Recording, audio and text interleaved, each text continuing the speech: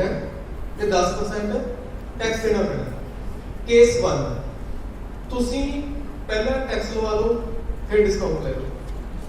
पहले उनते जितनी अमाउंट बनी है उनते टैक्स लवा लो ते उहदे ते डिस्काउंट ले लो। केस 2 भावें पहला तुसी डिस्काउंट ले लो फिर उहते टैक्स ला देना क्योंकि तुसी पक्के गाहक हो, इस करके चॉइस थोड़ी है। दोस्तों तुसी की ऑप्ट करोगे केस 1 और केस 2? हाँ जी, जिन्ना भी तुसी मटीरियल खरीदोगे केस 1 ਦੇ ਵਿੱਚ ਕੀ ਹੈ, ਪਹਿਲਾ tax then discount 10% tax 20% discount. Case 2 ਦੇ ਵਿੱਚ ਕੀ ਹੈ, ਪਹਿਲਾ बोलो डिस्काउंट देन टैक्स। तुसी की ऑप्शन अडॉप्ट करोगे? पहला डिस्काउंट फिर टैक्स। कितने बंदे इन्हां नाल सहमत ने? ये डिस्काउंट का सर टैक्स वाले को उसपे या डिस्काउंट परचेजिंग टोटल जिन्ने का भी बढ़िया ਉਹਦੇ ਉੱਪਰ दो ऑप्शन हो गया, या तो पहला टैक्स लगा के डिस्काउंट ले लो या डिस्काउंट लगा के टैक्स लगा लो। ਤੁਸੀਂ ਕਿਹੜੀ ਆਪਸ਼ਨ ਅਡਾਪਟ ਕਰੋਗੇ, ਤੁਹਾਨੂੰ ਕਿਹੜੀ ਵਧੀਆ ਲੱਗਦੀ ਹੈ? ਸੇਮ ਆ ਰਿਹਾ ਓਕੇ, ਕਿੰਨਾ ਦਾ ਸੇਮ ਆ ਗਿਆ? ਸੇਮ ਆ ਗਿਆ। ਇਹ ਕਿਉਂ ਹੋ ਗਿਆ?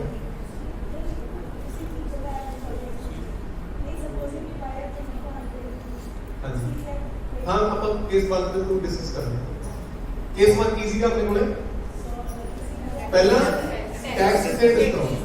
ਆਪਾਂ ने 100 रुपए की कोई चीज खरीदी, उधर टैक्स लाया 10%, 110 की होगी, 20% डिस्काउंट वाई इफेक्ट आ लो, ठीक है, 88 की सानू वो खरीदी।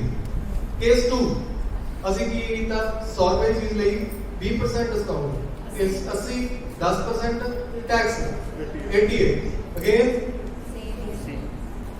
दोनों बराबर हो गए। मेरा क्वेश्चन अजय भी हुई है, थोड़ा ऑप्शन की है?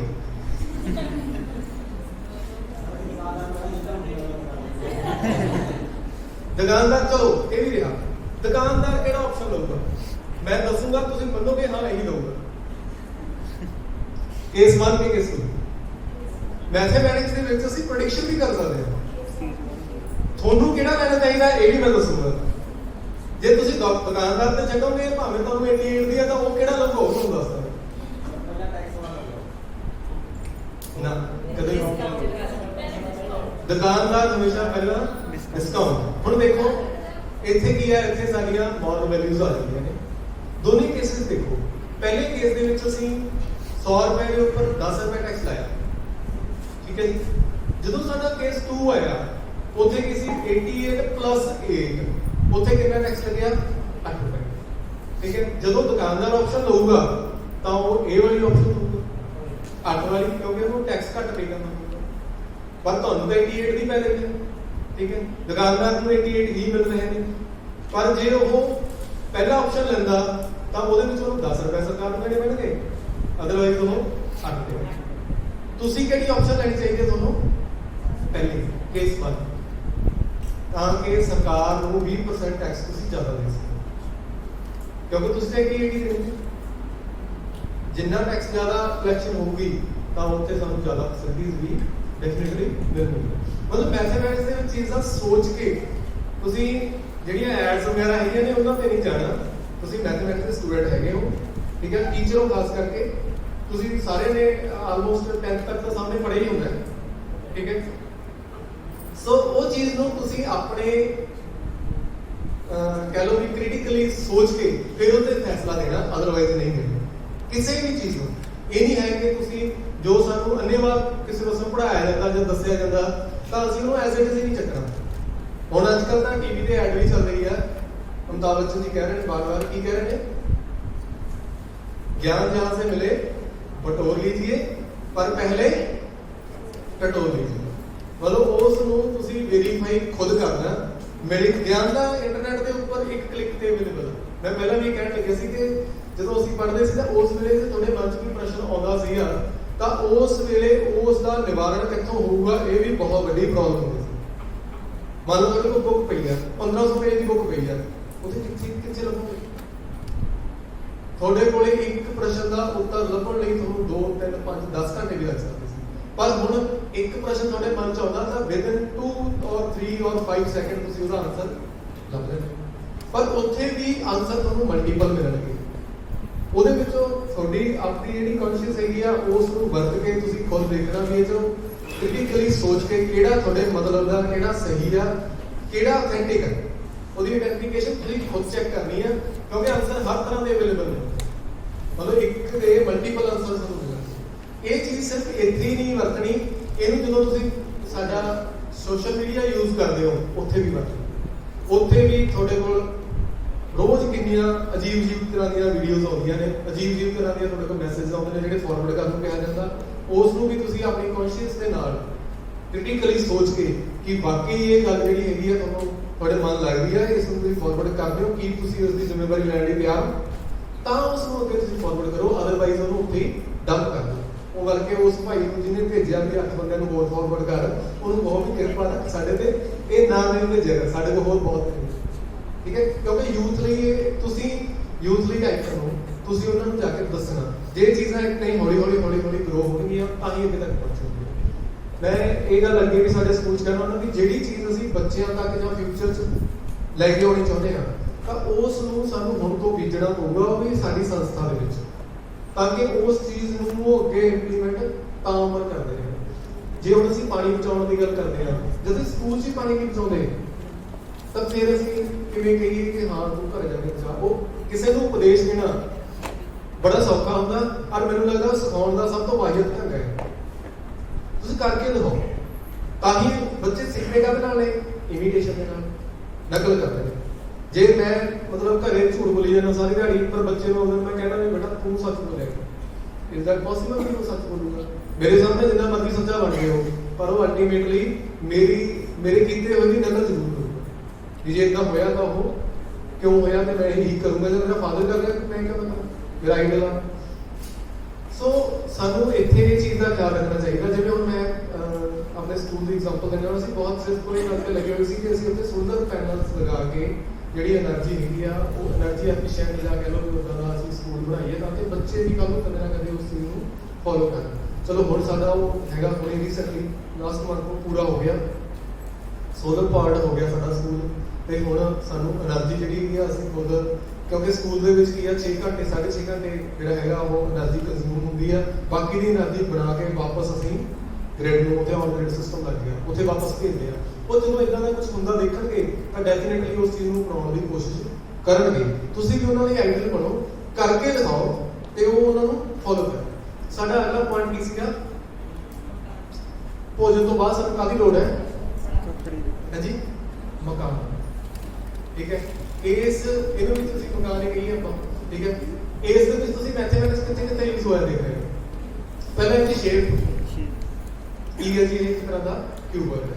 ਇਹਦੇ ਵਿੱਚ ਤੁਸੀਂ ਹੋਰ ਆਲੇ-ਦੁਆਲੇ ਆਇਤਾਕਾਰ, ਵਰਗਾਕਾਰ ਇਸ ਤਰ੍ਹਾਂ ਦੀਆਂ ਕਿਊਬਡ ਸ਼ੇਪਸ ਵਗੈਰਾ ਹੈਗੀਆਂ ਨੇ, ਲੈਂਥ ਬ੍ਰੈਡਥ, ਠੀਕ ਹੈ। ਇਹਦੇ ਵਿੱਚ ਉਹ ਗਾਰਡਰ ਪਾਏ ਹੋਏ ਨੇ ਆਰ ਪਾਰ। ਜੇ ਮਿਣਤੀ ਨਾ ਹੁੰਦੀ ਤਾਂ ਅਸੀਂ ਕਿੱਦਾਂ ਮਿਣਦੇ ਵੀ ਗਾਰਡਰ ਦੀ ਲੈਂਥ ਕਿੰਨੀ ਹੋਣੀ ਚਾਹੀਦੀ ਹੈ, ਠੀਕ ਹੈ। ਇਹਦੀ ਹਾਈਟ ਕਿੰਨੀ ਹੋਣੀ ਚਾਹੀਦੀ ਹੈ, ਇਹਦੇ ਚ ਨੰਬਰ ਆਫ ਜਿਹੜੀਆਂ ਚੇਅਰਸ ਲੱਗੀਆਂ ਹੋਈਆਂ ਨੇ ਉਹਨਾਂ ਦੀ ਸਪੇਸ ਕਿੰਨੀ ਹੋਣੀ ਚਾਹੀਦੀ ਹੈ, ਕਿੰਨੇ ਇਹਦੀ ਵਿੱਚ ਕਪੈਸਿਟੀ ਹੈਗੀ ਆ, ਜੇ 에ਅਰ ਦੀ ਕਪੈਸਿਟੀ ਕਰੀਏ ਤਾਂ ਉਹ ਕਿੰਨੀ ਹੋ ਸਕਦੀ ਹੈ। ਮਤਲਬ ਕਿ ਹੁਣ ਸਾਡੇ ਮਕਾਨ ਦੀ ਪਹਿਲੀ ਇੱਕ ਧਰਨ ਤੋਂ ਪਹਿਲਾਂ ਸਾਨੂੰ ਇਹ ਪਤਾ ਲੱਗ ਜਾਂਦਾ ਕਿ ਸਾਡਾ ਜਿਹੜਾ ਬਣ ਕੇ ਮਕਾਨ ਹੋਊਗਾ ਉਹ ਕਿੱਦਾਂ ਦਾ ਬਣੂਗਾ। ਇੰਨੀ ਡਿਵੈਲਪਮੈਂਟ ਹੋ ਗਈ, ਉਹ ਕਾਹਦੇ ਨਾਲ ਹੋਈ ਹੈ? ਇੱਦਾਂ ਦੇ ਸੌਫਟਵੇਅਰ ਡਿਵੈਲਪ ਹੋਏ ਨੇ ਮੈਥਮੈਟਿਕਸ ਦੇ ਨਾਲ, ਠੀਕ ਹੈ।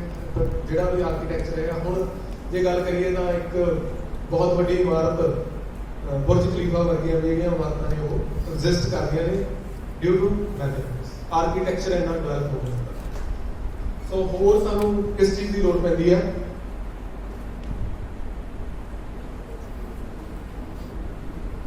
ਅਸੀਂ ਬਿਮਾਰ ਹੋ ਜਾਂਦੇ ਹਾਂ ਅਕਸਰ, ਹੈਲਥ ਇਸ਼ੂਜ਼, ਠੀਕ ਹੈ। ਤਾਂ ਫਿਰ ਸਭ ਤੋਂ ਪਹਿਲਾਂ ਜੇ ਕੋਈ ਬੰਦਾ ਕਹਿੰਦਾ ਜੀ ਮੈਨੂੰ ਜਿੱਥੇ ਢਿੱਲਾ ਜਿਹਾ ਲੱਗ ਰਿਹਾ, ਫਿਰ ਕੀ ਕਰਦੇ ਹਾਂ? ਹਾਂਜੀ, ਸਭ ਤੋਂ ਪਹਿਲਾਂ ਟੈਂਪਰੇਚਰ ਚੈੱਕ ਕੀਤਾ ਜਾਂਦਾ। ਜੇ ਉਸ ਦੇ ਨਾਲ ਵੀ ਗੱਲ ਨਹੀਂ ਬਣਦੀ ਤਾਂ ਹੋਰ ਦੇ ਐਡਵਾਂਸ ਟੈਸਟ ਕਰਾਏ ਜਾਂਦੇ ਨੇ। ਹਰੇਕ ਟੈਸਟ ਦੀ ਇੱਕ ਨਾਰਮਲ ਰੇਸ਼ੋ ਹੁੰਦੀ ਹੈ, ਠੀਕ ਹੈ। ਜੇ ਉਸ ਰੇਸ਼ੋ ਤੋਂ ਅਸੀਂ ਥੱਲੇ ਆ ਤਾਂ ਵੀ ਪ੍ਰੋਬਲਮ ਆ, ਜੇ ਉਸ ਤੋਂ ਉੱਪਰ ਆ ਤਾਂ ਵੀ ਪ੍ਰੋਬਲਮ ਆ। ਸਾਰੀ ਡਿਜੀਟਲੀ ਉਹ ਹੁੰਦੀ ਹੈ, ਠੀਕ ਹੈ। ਉਸ ਤੋਂ ਬਾਅਦ ਫਿਰ ਤੁਸੀਂ ਡਾਕਟਰ ਕੋਲ ਜਾਂਦੇ ਹੋ, ਫਿਰ ਉਹ ਕਹਿੰਦਾ ਜੀ ਆਹ ਤੁਸੀਂ ਜਿਹੜੀਆਂ 3 ਗੋਲੀਆਂ ਤੁਹਾਨੂੰ ਦਿੱਤੀਆਂ ਨੇ ਇਹ 4-4 ਘੰਟੇ ਬਾਅਦ ਲੈਣੀਆਂ ਨੇ, ਠੀਕ ਹੈ। ਇਹਦੇ 3 ਦਿਨ ਬਾਅਦ ਤੁਸੀਂ ਦੁਬਾਰਾ ਦਿਖਾਓ। ਇਸ ਤਰ੍ਹਾਂ ਦੀ ਗੱਲਬਾਤ ਹੁੰਦੀਆਂ ਨੇ। ਜੇ ਤੁਸੀਂ ਹਰੇਕ ਮੈਡੀਸਨ ਦੀ ਕੰਪੋਜੀਸ਼ਨ ਦੇਖੋ ਤਾਂ ਉੱਥੇ ਦੇ ਲਿਖਿਆ ਹੁੰਦਾ ਕਿੰਨੇ % ਉਹਦੇ ਵਿੱਚ ਕੀ ਪਾਇਆ ਜਾਂਦਾ, ਸਾਰਾ ਮੈਥਮੈਟਿਕਸ। ਇਹਨੂੰ ਇੱਥੇ ਆਪਾਂ ਨਿਬੇੜ ਦਿੰਦੇ ਹਾਂ, ਵੈਸੇ ਬਹੁਤ ਲੰਬਾ ਕਰ ਸਕਦੇ ਸੀ। ਹੋਰ ਸਾਨੂੰ ਕਿਸ ਚੀਜ਼ ਦੀ ਲੋੜ ਪੈਂਦੀ ਹੈ? ਕਮਿਊਨੀਕੇਸ਼ਨ। ਠੀਕ ਹੈ, ਸਰ ਦਾ ਮੈਨੂੰ ਫੋਨ ਗਿਆ ਤੇ ਮੈਂ ਆਪ ਤੁਹਾਡੇ ਨਾਲ ਇੱਥੇ ਰੂਬਰੂ ਹੋ ਗਿਆ।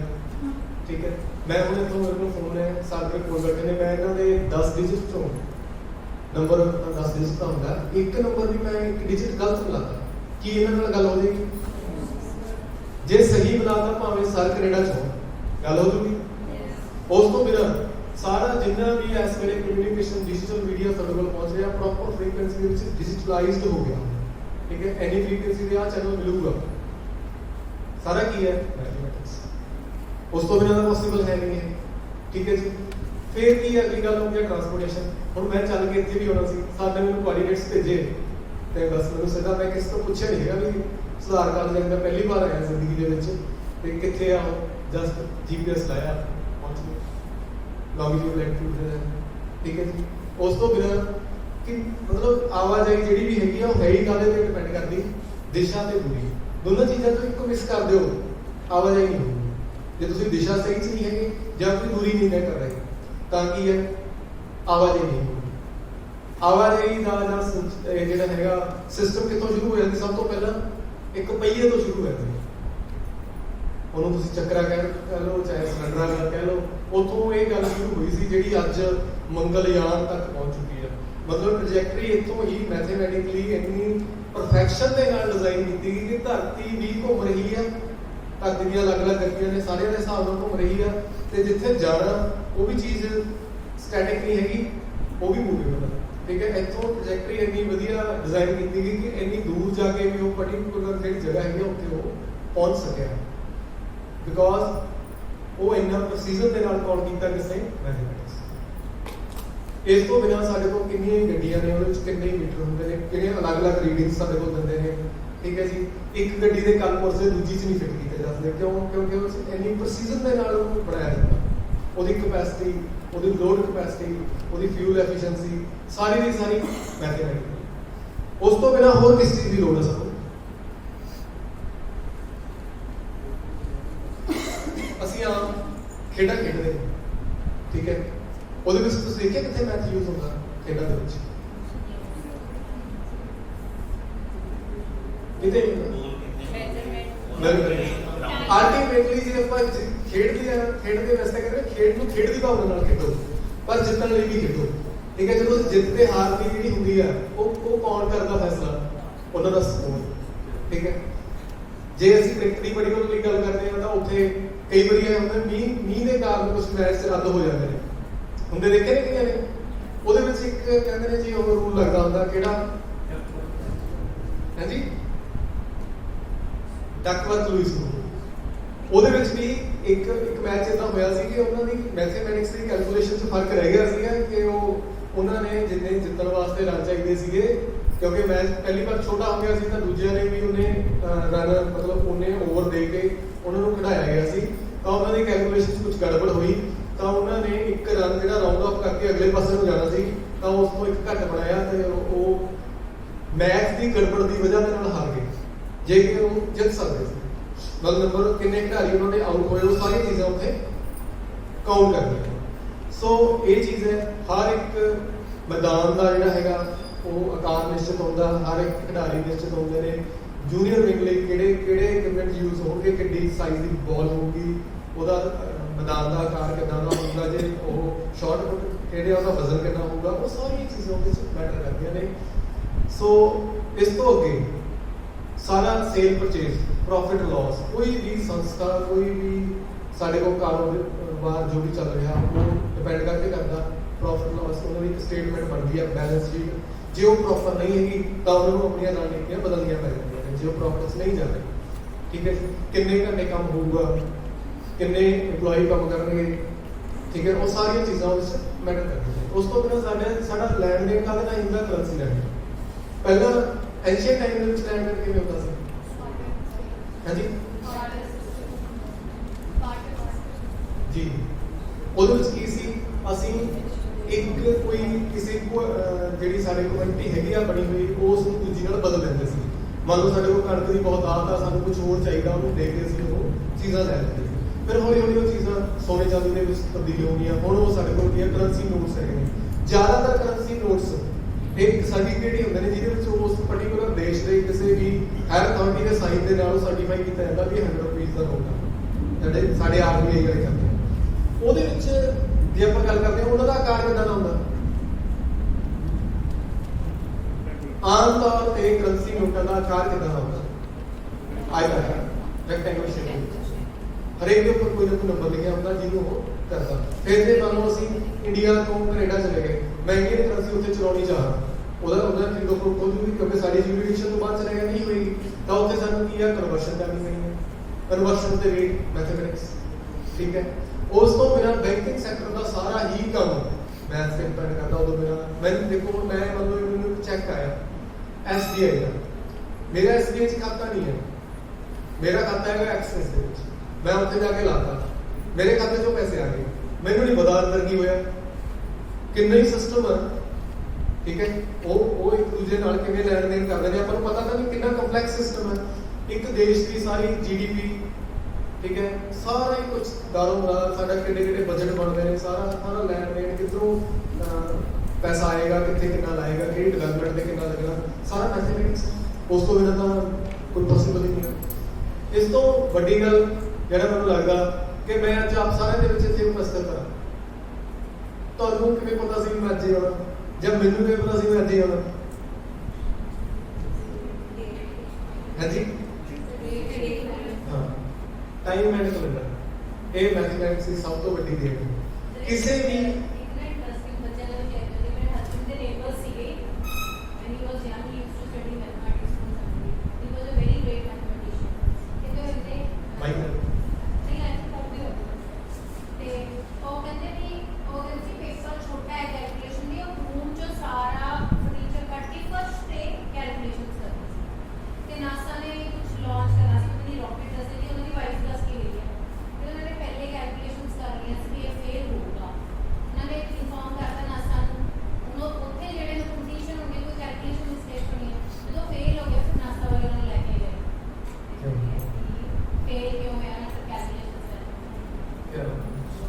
ਬਾਕੀ ਲੋਕ ਬਹੁਤ ਗ੍ਰੇਟ ਸਾਡੇ ਵਿੱਚ ਹੈਗੇ ਨੇ।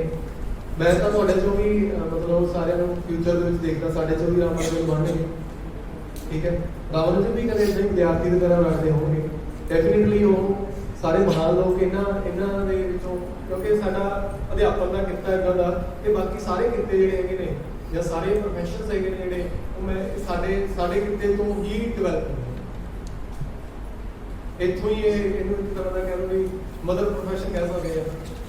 ਸੋ ਇੱਕ ਮੈਂ ਗੱਲ ਕਰ ਰਿਹਾ ਸੀ ਡੇਟ ਦੀ, ਮੈਂ ਇੱਕ ਲੇਖ ਲਿਖ ਰਿਹਾ ਜਾਂ ਆਰਟੀਕਲ ਲਿਖ ਰਿਹਾ ਭਾਰਤੀ ਆਜ਼ਾਦੀ ਦੇ ਉੱਪਰ, ਠੀਕ ਹੈ। ਮੈਂ ਉਹਦੇ ਵਿੱਚੋਂ ਕੁਝ ਤਰੀਕਾ ਮਿਸ ਕਰ ਦਵਾਂ, 15 ਅਗਸਤ 1947 ਨੂੰ ਮਿਸ ਕਰਦਾ, 26 ਜਨਵਰੀ 1950 ਨੂੰ ਮਿਸ ਕਰ ਰਿਹਾ, ਉਹਦੇ ਪਿੱਛੇ ਕੁਝ ਰਹਿ ਜਾਊਗਾ, ਉਹਦਾ ਕਿੰਨਾ ਕੁ ਇੰਪੈਕਟ ਹੋਊਗਾ ਤੁਸੀਂ ਆਪ ਸੋਚ ਕੇ ਦੱਸੋ। ਉਸ ਦਾ ਇੰਪੈਕਟ ਕਿੰਨਾ ਹੋਊਗਾ। ਮੰਨ ਲਓ ਤੁਸੀਂ 20 ਨੰਬਰ ਦਾ ਇੱਕ ਆਰਟੀਕਲ ਲਿਖ ਰਹੇ ਹੋ, ਪਰ ਉਹ ਤੁਸੀਂ 15 ਅਗਸਤ 1947 ਤੇ 26 ਜਨਵਰੀ 1950 ਨਹੀਂ ਪਾਇਆ, ਜਾਂ ਹੋਰ ਜਿਹੜੀਆਂ ਤਰੀਕਾਂ ਜ਼ਰੂਰੀ ਸੀਗੀਆਂ ਉਹ ਨਹੀਂ ਪਾਈਆਂ ਤੁਸੀਂ, ਤਾਂ ਉਸ ਦਾ ਇੰਪੈਕਟ ਕਿੰਨਾ ਹੋਊਗਾ, ਤੁਹਾਨੂੰ ਕਿੰਨੇ ਕੁ ਨੰਬਰ ਮਿਲ ਜਾਣਗੇ? ਬੜੇ ਥੋੜੇ ਆਈ ਥਿੰਕ ਸੋ। ਸਾਡੇ ਤੋਂ ਸਾਡੀ ਡੇਟ ਆਫ ਬਰਥ ਕੱਢ ਦਿਓ, ਠੀਕ ਹੈ, ਕੀ ਰਹੇਗਾ? ਜੀ ਨਹੀਂ ਰਿਹਾ। ਮਤਲਬ ਡੇਟ ਦਾ ਕਿੰਨਾ ਮਹੱਤਵ ਹੈ, ਬਹੁਤ ਜ਼ਿਆਦਾ, ਠੀਕ ਹੈ। ਹੁਣ ਚਲੋ ਆਪਾਂ ਇੱਕ ਐਕਟੀਵਿਟੀ ਹੋਰ ਛੋਟੀ ਸ਼ੇਅਰ ਕਰ ਲੈਂਦੇ ਹਾਂ।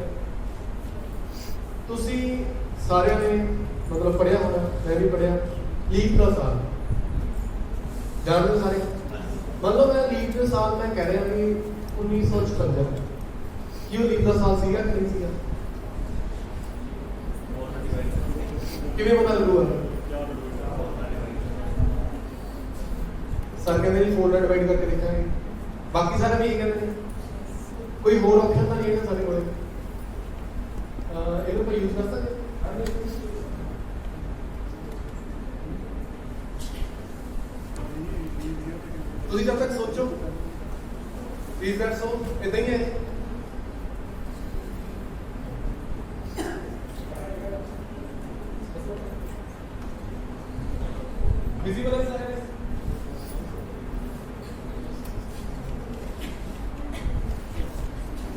ਡਿਫਾਈਨ ਕਰਨਾ ਕਿ ਇਹ ਲੀਪ ਦਾ ਸਾਲ ਹੈ ਕਿ ਨਹੀਂ। ਤੁਸੀਂ ਆਹ ਦੋ ਰੋਜ਼ ਜਿਹੜੀ ਹੈਗੇ ਨੇ ਇਹ ਦੱਸਣਗੇ, ਠੀਕ ਹੈ ਜੀ। ਉਹ ਪਿਛਲੇ ਜਿਹੜੇ 3 ਰੋਜ਼ ਹੈਗੇ ਨੇ ਉਹਨਾਂ ਵਾਸਤੇ ਇਹ ਹੈ ਜਿਹੜੇ ਉਧਰਲੇ ਪਾਸੇ ਬੈਠੇ ਨੇ ਉਹਨਾਂ ਵਾਸਤੇ ਹੈਗਾ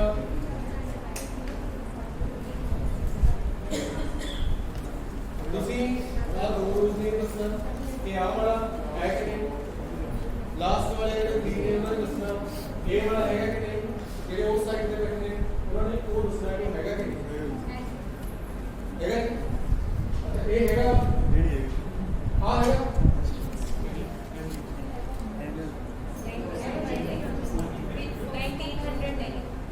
नहीं है। चलो पहले पहले शुरू करते हैं। ਤੁਸੀਂ ਦੱਸੋ ਕੀ ਹੈਗਾ ਯੈਸ ਇਹ ਹੈਗਾ ਇਹ ਵਾਲਾ नहीं है नहीं है।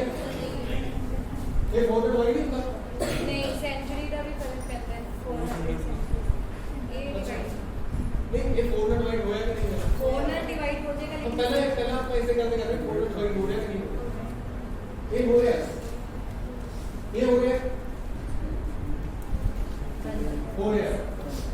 डेफिनेटली ये ਆਪਾਂ ਸਿੱਧਾ ਹੀ ਆਪਾਂ ਮੈਥਮੈਟਿਕਸ ਦੇ ਵਿੱਚ ਕਈ ਚੀਜ਼ਾਂ ਆਪਾਂ ਬੱਚਿਆਂ ਨੂੰ ਵੀ ਸਿਖਾਉਣੀਆਂ ਨੇ ਕਿ ਤੁਸੀਂ ਸਿੱਧਾ ਸਿੱਧਾ ਨਾ ਕਿਸੇ ਚੀਜ਼ ਦੇ ਉੱਪਰ ਚੱਕ ਕੇ ਕਾਪੀ ਪਰ ਲਿਖਣ ਨਾ ਲੱਗਿਆ ਸੋਚਿਆ ਵੀ ਹੁਣ ਇੱਥੇ ਇਹ ਸੋਚਿਆ ਜਾ ਸਕਦਾ ਵੀ ਇਹਦੇ ਪਿੱਛੇ 2 ਜ਼ੀਰੋ ਆ ਇਹਦੇ ਪਿੱਛੇ 2 ਜ਼ੀਰੋ ਆ ਇਟ ਮੀਨਸ ਇਹ ਕੀ ਆ 18 ਗੁਣਾ 100 19 ਗੁਣਾ 100 100 4 ਨਾਲ ਡਿਵਾਈਡ ਹੁੰਦਾ ਡੈਫੀਨਿਟਲੀ ਹੁੰਦਾ ਤਾਂ ਇਟ ਮੀਨਸ ਜਿਹੜਾ ਇਹ ਹੈ ਇਹ ਹੋਊਗਾ 18 ਗੁਣਾ 25 ਕਰੋਗੇ ਉਹਨਾਂ ਆਨਸਰ ਆ ਜਾਊਗਾ ਉਹ ਵੀ ਹੋਊਗਾ ਪਰ ਜਿਹੜਾ ਇਹਨੂੰ ਅਸੀਂ ਦੇਖਦੇ ਆ ਇਹ ਦੋਨੇ ਹੀ ਲੀਪ ਦੇ ਸਾਲ ਨਹੀਂ ਹੈ ਫਿਰ ਹੁਣ ਗਲਤੀ ਕਿੱਥੇ ਆ ਤੁਸੀਂ ਹੁਣੇ ਕਿਹਾ ਸੀਗਾ ਵੀ ਅਸੀਂ 4 ਨਾਲ ਡਿਵਾਈਡ ਕਰਨ ਤੋਂ ਬਾਅਦ ਦੇਖਦੇ ਆ ਕਿ ਇਹ ਲੀਪ ਦਾ ਸਾਲ ਹੋਊਗਾ ਜਾਂ ਲੀਪ ਦਾ ਸਾਲ ਨਹੀਂ ਹੋਊਗਾ ਪਰ ਇਹ 4 ਨਾਲ ਡਿਵਾਈਡ ਹੋ ਗਿਆ ਹੁਣ ਉਹ ਬੱਚੇ ਨੇ ਕਿਹਾ ਕਿ ਇਹ ਲੀਪ ਦਾ ਸਾਲ ਹੈ ਨਹੀਂ ਹੁਣ ਦੱਸਣਗੇ ਜੀ ਕਿਉਂ सेंचुरीज पे अकॉर्डिंग 400 इयर्स बाद सेंचुरीज ਨਾਲ डिवाइड भी करना ग्रेट पहला तो ताड़ियां पर 400 ਨਾਲ ही क्यों डिवाइड करना ਉੱਥੇ ਜਾ ਕੇ ਫਾਰਮੂਲਾ ਕਿਉਂ ਫੇਲ ਹੋ ਗਿਆ क्योंकि डबल जीरो पे डबल जीरो आ गई डबल जीरो ਤਾਂ ਮਤਲਬ ਇਹ ਚਲੋ ਤੁਸੀਂ ਨੇੜੇ ਹੋ ਮੈਂ ਸਰਕਾਰ ਦੇ ਹੁਣ ਇਹਦੇ ਵਿੱਚ ਕੀ ਗੱਲਾਂ ਬਾਤਾਂ ਹੈਗੀਆਂ ਨੇ ਕਿ ਜੋ ਕਈ ਵਾਰੀ ਕੰਟੈਂਟ ਜੋ ਸਾਨੂੰ ਪੜਾਇਆ ਜਾਂਦਾ ਉਹ ਉਵੇਂ ਨਹੀਂ ਹੁੰਦਾ ਠੀਕ ਹੈ ਉਹਦੇ ਵਿੱਚ ਤੁਸੀਂ ਫੇਰ ਉਹੀ ਗੱਲ ਕਰਨਾ ਤੁਸੀਂ ਉਹਨੂੰ ਕ੍ਰਿਟੀਕਲੀ ਸੋਚ ਕੇ ਫਿਰ ਦੱਸਣਾ ਵੀ ਉਹ ਹੈਗਾ ਜਾਂ ਨਹੀਂ ਹੈਗਾ ਹੁਣ ਤੁਸੀਂ ਇਹ ਸੱਚ ਮਾਰ ਕੇ ਦੇਖੋਗੇ ਤੁਹਾਨੂੰ ਸਾਰੇ ਨੂੰ ਫੋਨ ਹੋ ਕੇ ਘਰ ਜਾ ਕੇ ਕਰ ਲਿਓ ਫੈਬਰਰੀ 1900 ਦੀ ਤੇ 80 ਹੈ ਉਹ 28 ਦਿਨਾਂ ਦੀਆਂ ਨੇ ਅਗਲੀਆਂ ਨਹੀਂ ਰੀਜ਼ਨ ਬਿਹਾਈਂਡ ਪਰ ਹੁਣ ਤੁਸੀਂ ਇੱਕ ਹੋਰ ਕਰਕੇ ਦੇਖੋ ਇਸ ਹਿਸਾਬ ਨਾਲ ਤਾਂ 1100 ਜਿਹੜਾ ਸਾਡਾ ਜੇ ਤੁਹਾਡੇ ਵਾਲਾ ਫਾਰਮੂਲਾ ਦੀ ਗੱਲ ਕਰੀਏ ਤਾਂ ਇਹ ਵਾਲਾ ਵੀ 400 ਨਾਲ ਡਿਵਾਈਡ ਨਹੀਂ ਪਰ ਜੇ ਤੁਸੀਂ ਇਸ ਦੀ ਫੈਬਰਰੀ ਨੂੰ ਜਾਂ ਤੁਸੀਂ ਇਸ ਦੀ ਫੈਬਰਰੀ ਨੂੰ ਫਾਈਂਡ ਆਊਟ ਕਰੋਗੇ ਇਸ ਤੋਂ ਲੈ ਕੇ ਸਾਰੀ ਤਾਂ ਉਹ 29 ਦਿਨਾਂ ਦੇ ਜਦੋਂ ਕਿ ਇਹ 400 ਨਾਲ ਨਹੀਂ ਡਿਵਾਈਡ ਹੁਣ ਮਸਲਾ ਕੀ ਹੈ ਚਲੋ ਇਹਨੂੰ ਇਸ ਚੀਜ਼ ਤੇ ਜ਼ਿਆਦਾ ਆਪਾਂ ਲੰਬਾ ਨਹੀਂ ਕਰਦੇ ਐਕਚੁਅਲੀ ਕੀ ਹੈ ਕਿ ਜਿਹੜਾ ਸਾਡੇ ਕੋਲ ਪਹਿਲਾ ਇੱਕ ਕੈਲੰਡਰ ਸੀਗਾ ਇਸ ਵੇਲੇ ਸਾਡੇ ਕੋਲ ਜਿਹੜਾ ਕੈਲੰਡਰ ਚੱਲ ਰਿਹਾ ਵਰਲਡ ਵਾਈਡ ਮੈਜੋਰਿਟੀ ਉਹ ਕਿਹੜਾ ਹੈ ਉਹਦਾ ਕੀ ਨਾਮ ਹੈ ਗ੍ਰੈਗਰ ਠੀਕ ਹੈ ਜੀ ਇਸ ਤੋਂ ਪਹਿਲਾਂ ਜਿਹੜਾ ਚੱਲਦਾ ਸੀ ਓਕੇ ਇਸ ਤੋਂ ਪਹਿਲਾਂ ਚੱਲਦਾ ਸੀ ਜੂਲੀਅਨ ਠੀਕ ਹੈ ਹੁਣ ਕੀ ਹੋਇਆ ਮੈਨੂੰ ਤੁਹਾਨੂੰ ਬਰੀਫ ਦੇ ਵਿੱਚ ਲੈ ਕੇ ਜਾਂਦਾ ਵੀ ਤੁਸੀਂ ਇੱਕ ਕੁਐਸਚਨ ਤੁਹਾਡੇ ਵਾਸਤੇ ਹੋਰ ਹੈ ਚਲੋ ਪਹਿਲਾਂ ਆਪਾਂ ਉਹ ਵੀ ਡਿਸਕਸ ਕਰ ਲੈਂਦੇ ਹਾਂ ਫਿਰ ਆਪਾਂ ਸਾਰੇ ਆਪਣੇ ਬਾਰੇ ਇਕੱਠੇ ਕਰ ਲਾਂਗੇ ਕੁਐਸਚਨ ਹੈ ਕਿ ਇੱਕ ਵਿਅਕਤੀ ਕੋਈ 2 ਤਰੀਕ ਨੂੰ ਸੁੱਤਾ ਤੇ ਉਹ 14 ਤਰੀਕ ਨੂੰ ਜਾਗਿਆ ਇਹ ਕਿਵੇਂ ਪੋਸੀਬਲ ਹੈ ਤੁਹਾਡੇ ਕੋਲ ਜੈਨ ਥੋੜਾ ਹੋਰ ਵਾਈਡਰ ਲੈਵਲ ਤੇ ਪੂਰੀ ਕੰਟਰੀ 2 ਤਰੀਕ ਨੂੰ ਸੌਂ ਗਈ ਤੇ ਜਿਸ ਦਿਨ ਜਾਗੀ ਉਸ ਦਿਨ 14 ਤਰੀਕ ਸੀ ਇਹ ਕਿਵੇਂ ਪੋਸੀਬਲ कोई लॉजिक है किसी को? चलो सोचो तुसी जब तक मैं ਇਹਨੂੰ ਅੱਗੇ ਕੰਟੀਨਿਊ ਕਰਦਾ। ਕੀ ਸੀਗਾ ਪਹਿਲਾਂ ਅਲੱਗ ਤਰੀਕੇ ਦੇ ਨਾਲ ਜਿਹੜਾ ਸੀਗਾ ਕੈਲੰਡਰ ਚੱਲਦਾ ਸੀ। ਪਹਿਲਾਂ ਸ਼ਾਇਦ ਅਪ੍ਰੈਲ ਤੋਂ ਦਸੰਬਰ ਹੁੰਦਾ ਸੀ। ਫਿਰ ਉਸ ਤੋਂ ਬਾਅਦ ਜਦੋਂ ਜਿਹੜਾ ਫਸਟ ਰਿਫਾਈਨਡ ਕੈਲੰਡਰ ਜਿਹੜਾ ਕੀਤਾ ਸੀਗਾ ਉਹ ਕੀਤਾ ਤਾਂ ਉਹਨਾਂ ਦੇ ਜੂਨੀਅਰ ਨੇ ਹੋਊਗਾ, ਬਟ ਜਿਹੜਾ ਉਸ ਵੇਲੇ ਰਾਜਾ ਸੀਗਾ ਜੂਲੀਅਸ ਸੀਜ਼ਰ, ਨਾਮ ਤਾਂ ਉਹੀ ਚੱਲਦਾ ਹੁੰਦਾ ਕਿਉਂਕਿ ਸਾਈਨ ਉਹਦੇ ਹੁੰਦੇ। ਸੋ ਉਹਨਾਂ ਨੇ ਜਾਰੀ ਕੀਤਾ ਸੀਗਾ 1-1-0-0-0-0-1, ਠੀਕ ਹੈ ਜੀ।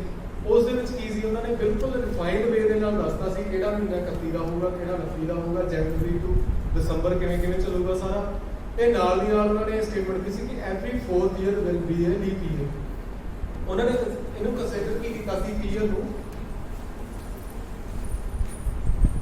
365 ਐਨੀ ਡੇ।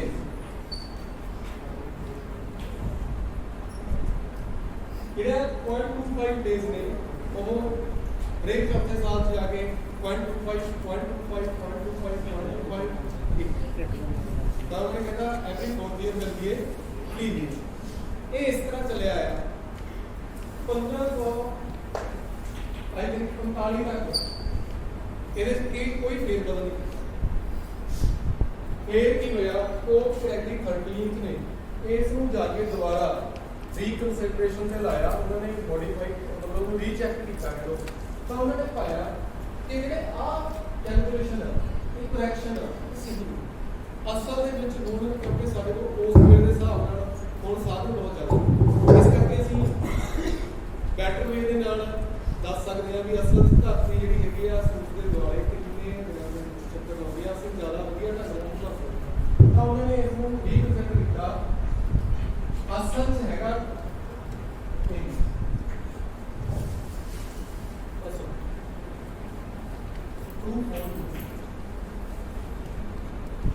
ਇਸ ਵੇਲੇ ਅਸੀਂ ਜਿਹੜਾ ਡਿਫਾਈਨ ਕਰਕੇ ਦੇਖਿਆ ਹੋਇਆ ਹੈ, ਪਰ ਉਹਨਾਂ ਨੇ ਗ੍ਰੈਗਰੀ 13 ਨੇ ਇਹਨੂੰ ਕਰਿਆ ਐਨਡੀ। ਹੁਣ ਇਹਨਾਂ ਨੇ ਜਿਹੜਾ ਕਰੈਕਸ਼ਨ ਕੀਤਾ ਸੀ ਉਹ ਹੈਗਾ ਸੀ ਇਹਨਾਂ ਨੇ ਕਰੈਕਸ਼ਨ ਦੁਨੀਆ ਹੋ ਗਈ ਆਪਾਂ।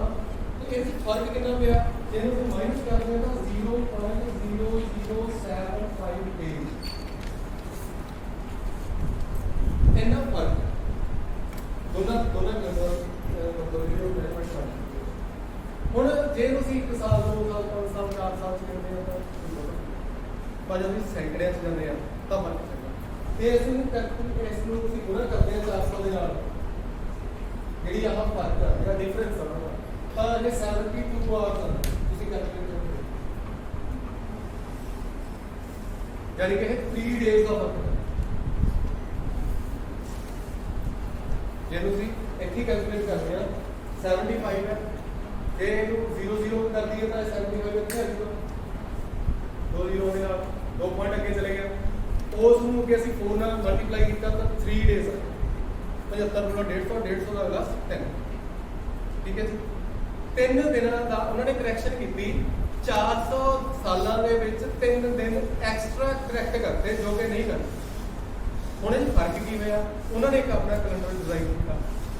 ਕੈਲੰਡਰ ਡਿਜ਼ਾਈਨ ਕਰਨ ਤੋਂ ਬਾਅਦ ਫਿਰ ਕਿਤੇ ਇਹ ਨਹੀਂ ਹੁੰਦਾ ਹੈਗਾ ਵੀ ਜਿਹੜੀ ਕੋਈ ਨਵੀਂ ਚੀਜ਼ ਆਉਂਦੀ ਹੈ ਉਹਨੂੰ ਜਦੀ ਬੰਦਾ ਮੰਨ ਲੈਂਦਾ, ਏਦਾਂ ਹੁੰਦਾ ਹੀ ਨਹੀਂ, ਕਦੇ ਵੀ ਨਹੀਂ ਹੁੰਦਾ ਹੈਗਾ। ਜਿਹੜੀ ਚੀਜ਼ ਪਹਿਲਾਂ ਚੱਲ ਰਹੀ ਹੈ ਉਹਦੇ ਵਿਸ਼ਵਾਸ ਵੀ ਬਣਿਆ ਹੁੰਦਾ। ਈਵਨ ਅਸੀਂ ਤਾਂ ਦੁਕਾਨਦਾਰ ਬਦਲਣ ਲੱਗੇ ਵੀ 4 ਵਾਰੀ ਸੋਚ ਲੈਂਦੇ ਵੀ ਯਾਰ ਹੋ ਸਕਦਾ ਹੈ ਗਲਤੀ ਲੱਗੀ ਹੋਈ ਪ੍ਰੋਡਕਟ ਜਿਹੜਾ ਵੀ ਨਵਾਂ ਯੂਜ਼ ਕਰ ਸਕਦਾ। ਤਾਂ ਇਸ ਨੂੰ ਵੀ ਐਜ਼ ਇਟ ਨਹੀਂ ਮੰਨਿਆ, ਬਟ ਇੱਥੋਂ ਤੇ ਲੈ ਕੇ ਇਹਨਾਂ ਨੇ ਇੱਥੇ ਤੱਕ ਇਹਨੂੰ ਪੂਰੀ ਤਰ੍ਹਾਂ ਬਣਾ ਲਿਆ 1582। ਇੱਥੇ ਜਾ ਕੇ ਜਿੱਥੇ ਪੋਪ ਦਾ ਆਪਦਾ ਸ਼ਾਸਨ ਸੀ ਜਾਂ ਜਿੱਥੇ ਉਹਦਾ ਪ੍ਰਭਾਵ ਸੀ ਉੱਥੇ ਹੀ ਲਾਗੂ ਹੋ ਗਿਆ 1582 ਦੇ ਵਿੱਚ। ਪਰ ਬਹੁਤੇ ਜਿਹੜੀ ਜ਼ਿਆਦਾ ਜਨਸੰਖਿਆ ਸੀਗੀ, ਜ਼ਿਆਦਾ ਲੋਕ ਸੀਗੇ, ਉਹਨਾਂ ਨੇ ਇਸ ਨੂੰ ਦੁਬਾਰਾ ਵੈਰੀਫਾਈ ਮੰਨਣ ਨੂੰ 150 ਸਾਲ ਦੇ ਲਈ ਕਰਤਾ ਤਕਰੀਬਨ। ਫਿਰ ਹੁਣ ਹੋਇਆ ਕਿ ਪਹਿਲੇ ਤੇ ਦੂਜੇ ਦੇ ਵਿੱਚ ਇਹ ਤਾਂ ਹੋ ਨਹੀਂ ਸਕਦਾ ਵੀ ਇੱਕ ਚੀਜ਼ ਪਹਿਲਾਂ ਅਸੀਂ ਕਰਦੇ ਆਉਂਦੇ ਹਾਂ, ਜਿਹੜਾ ਦਿਨ ਲੰਘ ਗਿਆ ਉਹ ਲੰਘ ਗਿਆ। 1500 ਸਾਲ ਤੱਕ ਉਹ ਚੱਲਿਆ। ਉਸ ਤੋਂ ਬਾਅਦ ਅਸੀਂ ਸਵਿਚ ਟੂ ਕਰਨਾ ਹੋਊਗਾ, ਇਹ ਤਾਂ ਹੈ ਨਹੀਂ ਕਿ ਅਸੀਂ ਪਿੱਛੇ ਜਾ ਕੇ ਉਹਨੂੰ ਕਰੈਕਟ ਕਰ ਲਈਏ। ਹੁਣ ਇਹ ਚੀਜ਼ ਦੀਆਂ ਜਿਹੜਾ ਸਾਡੇ ਕੋਲ ਜੂਲੀਅਨ ਕੈਲੰਡਰ ਸੀਗਾ, ਇਹ ਹੁਣ ਵਾਲਾ ਗ੍ਰੈਗੋਰੀਅਨ ਕੈਲੰਡਰ ਹੈਗਾ ਜਿਹੜਾ ਸਾਡਾ, ਉਹ ਕੀ ਆ ਜਿਹਦੇ 100 ਸਾਲ ਆਇਆ। ਇੱਥੇ ਤਾਂ ਸਾਡੇ ਕੋਲ ਜੂਲੀਅਨ ਕੈਲੰਡਰ ਦੇ ਵਿੱਚ ਕੀ ਆ ਗਿਆ, 29 ਫਰਵਰੀ ਆ ਗਈ, ਠੀਕ ਹੈ ਜੀ।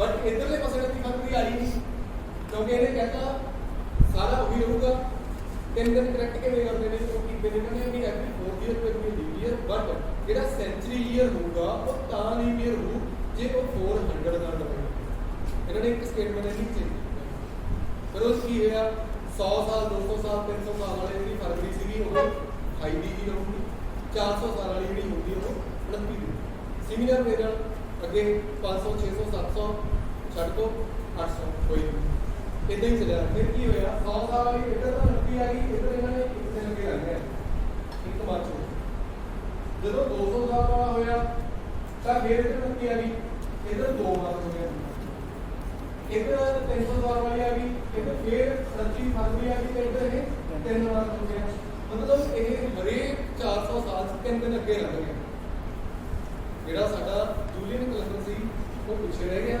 ਜਿਹੜਾ ਨਵਾਂ ਆਇਆ ਉਹ ਅੱਗੇ ਲੱਗ ਗਿਆ 1500 ਸਾਲ ਦੇ ਵਿੱਚ ਜਾਂ 1400 ਚਲੋ 1600 ਸਾਲ ਦੇ ਵਿੱਚ ਕਿੰਨੇ ਦਿਨ ਅੱਗੇ ਲੱਗ ਗਿਆ ਹੋਊਗਾ 4 ਦਿਨ ਜਾਂ ਬਾਅਦ ਨੂੰ ਕਰਦੇ ਨੇ 12 ਦਿਨ ਅੱਗੇ ਠੀਕ ਹੈ ਫਿਰ ਕੀ ਹੈ ਫਿਰ ਜਦੋਂ ਉਸ ਚੀਜ਼ ਨੂੰ ਉਹਨੇ ਮੰਨਿਆ ਕਿ ਹਾਂਜੀ ਠੀਕ ਆ ਇਹਨੂੰ ਅਸੀਂ ਕਰਨਾ ਕਿਉਂਕਿ ਇਹ ਤਾਂ ਹੋ ਨਹੀਂ ਸਕਦਾ ਹੈਗਾ ਵੀ ਇੰਡੀਆ ਦੇ ਵਿੱਚ ਕੋਈ ਤਰੀਕ ਹੋਰ ਹੋਵੇ ਕਿਉਂਕਿ ਸਾਰੇ ਵਰਲਡ ਜਿਹੜਾ ਹੈਗਾ ਉਹ ਇੱਕ ਅੱਜ ਕੱਲ੍ਹ ਕੰਟਰੀ ਨੂੰ ਆਪਾਂ ਕਹਿ ਸਕਦੇ ਹਾਂ ਵੀ ਬਸ ਦੇ ਕੁਟੁੰਬ ਦੇ ਨਾਲ ਚੱਲ ਰਿਹਾ ਵੀ ਕੋਈ ਕੁਟੁੰਬ ਹੈਗਾ ਸਾਡਾ ਤੇ ਉਹਨਾਂ ਦੇ ਵਿੱਚ ਵਪਾਰ ਹੋਣਾ ਤੇ ਸਾਰਾ ਕੁਝ ਹੋਣਾ ਤਾਂ ਇਸ ਨੂੰ ਆ ਕੇ ਦੁਬਾਰਾ ਸਾਰਾ ਕੁਝ ਕਰਨ ਤੋਂ ਬਾਅਦ ਸਾਰੇ ਵਰਲਡ ਵਾਈਡ ਲਾਗੂ ਕੀਤਾ ਗਿਆ ਜ਼ਿਆਦਾ ਖਿੱਤੇ ਦੇ ਵਿੱਚ ਖਾਸ ਕਰਕੇ ਇੰਗਲੈਂਡ ਜਿਹੜੀਆਂ ਉਹਦੇ ਅੰਦਰ ਜਿਹੜੀਆਂ ਕਲੋਨੀ ਸੀਗੀਆਂ ਉਹਨਾਂ ਦੇ ਵਿੱਚ ਇਹ ਕੀਤਾ ਗਿਆ ਸੀ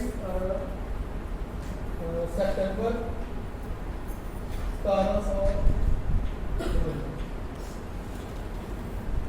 1750 ਤੁਸੀਂ ਇਸ ਦਾ ਕੈਲੰਡਰ ਫਾਈਂਡ ਆਊਟ ਕਰ ਸਕਦੇ ਹੋ ਤੁਸੀਂ ਉੱਥੇ ਦੇਖੋਗੇ 2 ਤਰੀਕ ਤੋਂ ਤੱਕ ਜਿਹੜਾ ਹੈਗਾ 2 ਸਤੰਬਰ ਤੱਕ ਸਾਡਾ ਪਹਿਲਾ ਕੈਲੰਡਰ ਲਾਗੂ ਹੋਇਆ ਕਿਹੜਾ ਸੀ ਜੂਲੀਅਨ ਠੀਕ ਹੈ ਉਸ ਤੋਂ ਬਾਅਦ ਕਹਿੰਦਾ ਜੀ ਅੱਜ ਇਹ ਬੰਦ ਹੋ ਜਾਣਾ ਜਿਵੇਂ ਨੋਟ ਬੰਦ ਹੋਏ ਸੀ ਕੱਲ ਤੋਂ ਨਵਾਂ ਕੱਲ ਦੇ ਨਵੇਂ ਦੀ ਨਵੀਂ ਤਰੀਕ ਉਹ ਜਿਹੜੀ ਤਰੀਕ ਚੱਲਦੀ ਸੀ ਉਹ ਇੱਥੋਂ ਮਤਲਬ ਇਹ ਸਾਡੇ ਇਤਿਹਾਸ ਦੀ ਇੱਕ ਬਹੁਤ ਵੱਡੀ ਘਟਨਾ ਜਿਹੜੀ ਇਹ ਸਾਨੂੰ ਸ਼ਾਇਦ ਨਹੀਂ ਸੀ ਪਤਾ ਬਹੁਤਿਆਂ ਨੂੰ ਨਹੀਂ ਸੀ ਪਤਾ ਮੈਨੂੰ ਵੀ ਨਹੀਂ ਸੀ ਪਤਾ ਮੈਂ ਇਹਦੇ ਤੇ ਇਸ ਬਾਰੇ ਥੋੜਾ ਬਹੁਤਾ ਪੜ੍ਹ ਲਿਆ ਸੀ ਬਟ ਮੈਂ ਆਪਣੀ ਬੇਟੀ ਨੂੰ ਦੱਸ ਰਿਹਾ ਸੀ ਛੋਟੀ ਨੂੰ ਕਿ ਇਦਾਂ ਬੇਟਾ ਕਿ ਇੱਕ ਕੈਲੰਡਰ ਤੇ ਦੂਜਾ ਕੈਲੰਡਰ ਹੁੰਦਾ ਤੇ ਉਹਨੇ ਮੈਨੂੰ ਕੁਐਸਚਨ ਕੀਤਾ ਕਿ ਤੇ ਪਹਿਲੇ ਤੋਂ ਦੂਜਾ ਲਾਗੂ ਕਦੋਂ ਹੋਇਆ ਤੇ ਮੈਨੂੰ ਨਹੀਂ ਫਿਰ ਹੌਲੀ ਹੌਲੀ ਲੱਭਿਆ ਉਸ ਤਾਂ ਫਾਈਂਡ ਆਊਟ ਹੋਇਆ ਤੁਸੀਂ ਸਾਰੇ ਦੇਖੋਗੇ ਤੁਸੀਂ ਘਰ ਜਾ ਕੇ 7 ਸਾਲ ਜਾਂ ਫੋਨ ਤੁਹਾਡੇ ਕੋਲ ਹੁਣ ਵੀ ਹੋਊਗਾ ਕੈਲੰਡਰ ਫਾਈਂਡ ਆਊਟ ਕਰੋਗੇ ਤੇ ਇੱਥੋਂ ਸਤੰਬਰ 2 ਤੋਂ ਬਾਅਦ ਸਿੱਧਾ 14 ਹੀ ਹੋਊਗਾ ਉਸ ਤੋਂ ਬਾਅਦ ਅਸੀਂ ਇਹਨੂੰ ਲਾਗੂ ਕਰਦੇ ਹਾਂ ਬਟ ਅਗੇਨ ਮੈਂ ਤੁਹਾਨੂੰ ਸ਼ੇਅਰ ਕੀਤਾ ਸੀ ਕਿ ਇਹ ਜਿਹੜਾ ਹੈਗਾ ਇਹ ਇਹਨਾਂ ਨਹੀਂ ਹੈ ਠੀਕ ਹੈ ਇਹ ਸਾਨੂੰ ਕਹਿੰਦਾ 2 ਹੈ मतलब अजय भी एक एक्शन हैगी है ਜਿਹੜੀ ਚੱਲ ਰਿਹਾ ਇਹ ਹੋ ਸਕਦਾ 2030 ਤੱਕ ਜਾਂ 35 ਤੱਕ ਜਾਂ 40 ਤੱਕ ਜਾ ਕੇ ਤੁਹਾਨੂੰ ਮਹਿਸੂਸ ਹੋਵੇ ਵੀ ਹੋਰ ਨਵਾਂ ਕੈਲੰਡਰ ਥੋੜੇ ਜਿਹੇ ਕਿਸੇ ਨੇ ਬਣਾਇਆ ਹੋਵੇ ਮੇ ਵੀ ਇਹ ਪੋਸੀਬਲ ਹੈ ਕੋਈ ਨਾ ਕੋਈ ਸਾਡੇ ਤੋਂ ਕੰਪੀਟੀਸ਼ਨ ਹੋਊਗਾ ਸੋ ਅਸੀਂ ਕਿਸੇ ਵੀ ਚੀਜ਼ ਨੂੰ ਜਿਹੜਾ ਹੈਗਾ ਐਵੇਂ ਨਹੀਂ ਐਕਸੈਪਟ ਕਰ ਲੈਣਾ ਉਸ ਨੂੰ ਸੋਚਣਾ ਤੇ ਇੱਕ ਵਾਰ ਉਹਨੂੰ ਕ੍ਰਿਟੀਕਲੀ ਜਿਹੜਾ ਹੈਗਾ ਐਨਾਲਿਸਿਸ ਜ਼ਰੂਰ ਕਰਨਾ ਉਹਦਾ ਵੀ ਬਾਕੀ ਇਹ ਜੋ ਕਿਹਾ ਜਾਂਦਾ ਹੈ ਠੀਕ ਆ ਆਮ ਤੌਰ ਤੇ ਜਿਵੇਂ ਇਹਦੇ ਬਾਰੇ ਅੱਗੇ ਵੀ ਇੱਕ ਧਾਰਨਾ ਹੈਗੀ ਸਾਰੇ ਕਹਿੰਦੇ ਨੇ ਜੀ ਚਲੋ ਮੈਂ ਉਦਾਹਰਨ ਤੇ ਲਾਈਨ ਬਹੁਤ ਵਧੀਆ ਸੋ ਆਪਾਂ ਨੈਕਸਟ ਚੱਲਦੇ ਹਾਂ ਇੱਕ ਬੱਚਾ ਜਨਮ ਲੈਂਦਾ ਉਸ ਵੇਲੇ ਉਹਦੇ ਨਾਲ ਕੁਝ ਡੇਟਾ ਜੁੜਦਾ ਕਿਹੜਾ ਉਹਦੀ ਡੇਟ ਆਫ ਬਰਥ ਟਾਈਮ ਉਹਦਾ weight ਠੀਕ ਹੈ ਜੀ और वो प्लेस के कोआर्डिनेट्स भी जोड़ते हैं भी कितने जन्म लिया ठीक है जी या वो कंट्री के भी कोआर्डिनेट्स जोड़ते हैं भी कितने का वो नागरिक बनया जन्म लेने साल उस तो बाद वो बड़ा होया बड़ा होने तो बाद फिर की करता जी फिर वो स्कूल जाता ਉਹਦੇ ਨਾਲ ਹੋਰ ਡੇਟਾ ਜੁੜ ਜਾਂਦਾ ਉਸ ਦਾ ਕਲਾਸ ਦਾ ਰੋਲ ਨੰਬਰ ਐਡਮਿਸ਼ਨ ਨੰਬਰ ਉਹਦੇ ਗ੍ਰੇਡਸ ਉਸ ਤੋਂ ਬਾਅਦ ਉਹਦਾ ਆਧਾਰ ਨੰਬਰ ਉਸ ਦਾ ਹੋਰ ਕੀ ਹੈ ਜੀ ग्रेड्स जुड़ते जाते हैं उस तो बाद ਉਹਦਾ ਅਕਾਊਂਟ ਨੰਬਰ ਇਹ ਉਹ ਪਤਾ ਨਹੀਂ ਕਿੰਨਾ ਕੁਝ ਰੋਲ ਨੰਬਰ ਯੂਨੀਵਰਸਿਟੀ ਦੇ ਰਜਿਸਟ੍ਰੇਸ਼ਨ ਨੰਬਰਸ ਉਹ ਡੇਟਾ ਜਿਹੜਾ ਹੁੰਦਾ ਉਹਦੇ ਗ੍ਰੇਡਸ ਨੇ ਉਹ ਡਿਸਾਈਡ ਕਰਦੇ ਨੇ ਇਹ ਬੰਦਾ ਕਿਹੜੇ ਪਾਸੇ ਜਾਊਗਾ ਉਹ ਐਂਟਰੈਂਸ ਟੈਸਟ ਦਿੰਦਾ ਐਂਟਰੈਂਸ ਟੈਸਟ ਜਿਹੜਾ ਡੇਟਾ ਹੈ ਉਹੀ ਡਿਸਾਈਡ ਕਰਦਾ ਵੀ ਉਹ ਉਹਦੇ ਵਿੱਚ ਕਿੱਥੇ ਦਾਖਲਾ ਲਊਗਾ, ਕਿਹੜੇ ਇੰਸਟੀਚਿਊਟ 'ਚ ਹੋਊਗਾ। ਫਿਰ ਉਹ ਉੱਥੋਂ ਵੀ ਪਾਸ ਆਊਟ ਹੋ ਜਾਂਦਾ। ਉਹਦੇ ਪਾਸ ਹੋਣ ਦਾ ਵੀ ਡਿਸੀਜਨ ਕੌਣ ਦਿੰਦਾ? ਡੇਟਾ, ਵੀ ਉਹ ਕਿੰਨੇ % ਲੈ ਕੇ ਪਾਸ ਹੋਏ। ਫਿਰ ਉਸ ਤੋਂ ਬਾਅਦ ਕੀ ਹੁੰਦਾ? ਉਸ ਤੋਂ ਬਾਅਦ ਜਦੋਂ ਜੌਬ ਲਈ ਇੰਟਰਵਿਊ ਦੇਣ ਲਈ ਜਾਂਦਾ ਤਾਂ ਉੱਥੇ ਵੀ ਉਹ ਡੇਟਾ ਜਾਂ ਉਹ ਜਿਹੜੇ ਇੰਟਰਵਿਊ ਦੇ ਗ੍ਰੇਡ ਨੇ ਉਹ ਡਿਸਾਈਡ ਕਰਦੇ ਨੇ ਵੀ ਇਹ ਬੰਦਾ ਇਨ ਹੈ ਕਿ ਆਊਟ। ਮੀਨਸ ਇੱਕ ਵਿਅਕਤੀ ਦੇ ਜਨਮ ਤੋਂ ਲੈ ਕੇ ਉਸ ਦੇ ਸਫਲਤਾ ਹੋਣ ਤੱਕ ਜਾਂ ਚਲੋ ਵੀ ਮਰਨ ਤੱਕ ਹਰ ਵਕਤ ਸਿੱਧੇ ਜਾਂ ਸਿੱਧੇ ਰੂਪ ਦੇ ਵਿੱਚ ਜਿਹੜਾ ਹੈਗਾ ਗਣਿਤ ਸਾਡੇ ਨਾਲ ਜੁੜਿਆ ਹੋਇਆ। ਸਵੇਰੇ ਤੁਸੀਂ ਕਿੰਨੇ ਵਜੇ ਉੱਠੇ ਸੀ, ਠੀਕ ਹੈ, ਤੇ ਤੁਸੀਂ ਤੁਹਾਡਾ ਡੇ ਵੀ ਡਿਸਾਈਡ ਕਰਦਾ ਨਾਲ ਦੀ ਨਾਲ ਸਾਰੀਆਂ ਚੀਜ਼ਾਂ। ਤੁਸੀਂ ਮੰਡੇ ਨੂੰ ਤੁਹਾਡਾ ਸਾਰਿਆਂ ਦਾ ਸਾਰਾ ਕੁਝ ਅਲੱਗ ਢੰਗ ਦਾ ਹੁੰਦਾ ਤੇ ਜਿਹੜਾ ਸੰਡੇ ਹੁੰਦਾ ਜਾਂ ਛੁੱਟੀ ਹੁੰਦੀ ਆ ਉਹਦੇ ਸਾਰਾ ਸਾਡਾ ਉੱਠਣ ਤੋਂ ਲੈ ਕੇ ਸਾਰਾ ਸ਼ਡਿਊਲ ਵਿਗੜਿਆ। ਹੁਣ ਸਾਡੇ ਕੋਲ ਇੱਕ ਮਿੰਟ ਦਾ ਹਿਸਾਬ ਹੁੰਦਾ, ਜਦੋਂ ਅਸੀਂ ਵਰਕਿੰਗ ਡੇ 'ਚ ਉੱਠਦੇ ਆ ਕਿੰਨੇ ਵਜੇ ਅਸੀਂ ਉੱਠਣਾ, ਕਿੰਨੇ ਵਜੇ ਨਹਾਉਣਾ ਧੋਣਾ, ਕਿੰਨੇ ਵਜੇ ਰੋਟੀ ਖਾਣੀ ਤੇ ਕਿੰਨੇ ਵਜੇ ਅਸੀਂ ਜਾ ਕੇ ਤੁਰ ਪੈਣਾ, ਠੀਕ ਹੈ ਜੀ। ਜਾਂ ਕਿਸੇ ਨੇ ਬੱਸ ਲੈਣੀ ਤਾਂ ਕਿੰਨੇ ਵਜੇ ਮਿਲਣੀ ਆ। ਮੀਨਸ ਈਚ ਐਂਡ ਐਵਰੀਥਿੰਗ ਜਿਹੜੀ ਹੈਗੀ ਆ ਉਹ ਕਾਹਦੇ ਤੇ ਡਿਪੈਂਡ ਕਰਦੀ ਆ? ਮੈਥਸ ਤੇ। ਇਸ ਤੋਂ ਬਿਨਾਂ ਪਹਿਲਾਂ ਗੱਲ ਹੋਈ ਸੀ, ਬੇਟੀ ਨੇ ਕੀਤੀ ਸੀਗੀ ਸੰਗੀਤ ਵੀ 7 ਸੁਰ ਨੇ, ਠੀਕ ਹੈ, ਪਰਮਾਤਮਾ ਇੱਕ ਹੈ, ਰੰਗ ਵੀ 7 ਹੀ ਨੇ। ਉਸ ਤੋਂ ਬਿਨਾਂ ਤੁਸੀਂ ਕੁਝ ਵੀ ਮਤਲਬ ਉਹਦੇ ਅੱਗੇ ਮਲਟੀਪਲਸ ਹੋ ਸਕਦੇ ਨੇ। ਮਤਲਬ ਇਹ ਮੋਟੀਆਂ ਗੱਲਾਂ ਸੀਗੀਆਂ ਜਿਹੜੀਆਂ ਮੈਂ ਤੁਹਾਡਾ ਸ਼ੇਅਰ ਕੀਤੀਆਂ। ਬੱਚਿਆਂ ਨੂੰ ਇਹ ਤੁਸੀਂ ਅਹਿਸਾਸ ਕਰਾਉਣਾ ਕਿ ਮੈਥ ਕਿੰਨਾ important. Mathematics is the science of all sciences and art of all arts. ਸਾਰੇ ਵਿਗਿਆਨਾਂ ਦਾ ਵਿਗਿਆਨ ਤੇ ਸਾਰੀਆਂ ਕਲਾਵਾਂ ਦੀ ਕਲਾ। ਜਾਂ ਇਹਨੂੰ ਦੂਜੇ ਲੋਕ ਕਹਿੰਦੇ ਨੇ ਕਿ mathematics is the language in which God has written this universe. ਪਰਮਾਤਮਾ ਨੇ ਯੂਨੀਵਰਸ ਜਿਸ ਵਿੱਚ ਲਿਖਿਆ ਉਹ ਭਾਸ਼ਾ ਕੀ ਹੈ? ਮੈਥਮੈਟਿਕਸ। ਜਦੋਂ ਉਹਨਾਂ ਨੂੰ ਇਹ ਗੱਲ ਦਾ ਅਹਿਸਾਸ ਹੋਊਗਾ ਤਾਂ ਡੈਫੀਨੇਟਲੀ ਉਹ ਤੁਹਾਡੇ ਨਾਲ ਜੁੜਨਗੇ। ਹੁਣ ਇਸ ਚੀਜ਼ ਨੂੰ ਅਹਿਸਾਸ ਕਰਾਉਣ ਲਈ ਮੈਂ ਤਾਂ ਇੱਕ ਮਾਡਲ ਬਣਾ ਲਿਆ, ਠੀਕ ਹੈ ਜੀ। ਇਸ ਮਾਡਲ ਤੋਂ ਮੈਂ ਇਹਨੂੰ ਮਤਲਬ ਜੇ ਤੁਸੀਂ ਪੂਰਾ ਦਿਨ ਕਹੋ ਮੈਂ ਪੂਰਾ ਦਿਨ ਬੋਲ ਸਕਦਾ ਕਿਉਂਕਿ ਮੇਰਾ ਫੇਵਰਟ ਹੈ। ਸੋ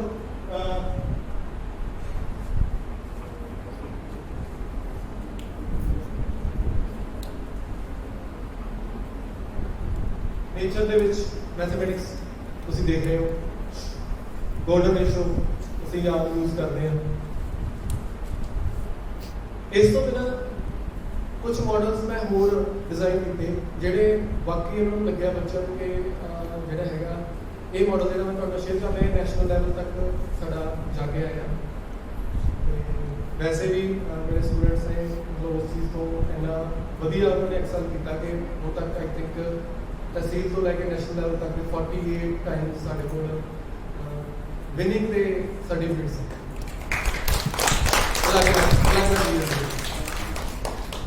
ਉਹਦੇ ਵਿੱਚ ਇਹ ਮਾਡਲ ਤੁਹਾਨੂੰ ਕਲੀਅਰ ਦਿਖ ਰਿਹਾ ਸੀ।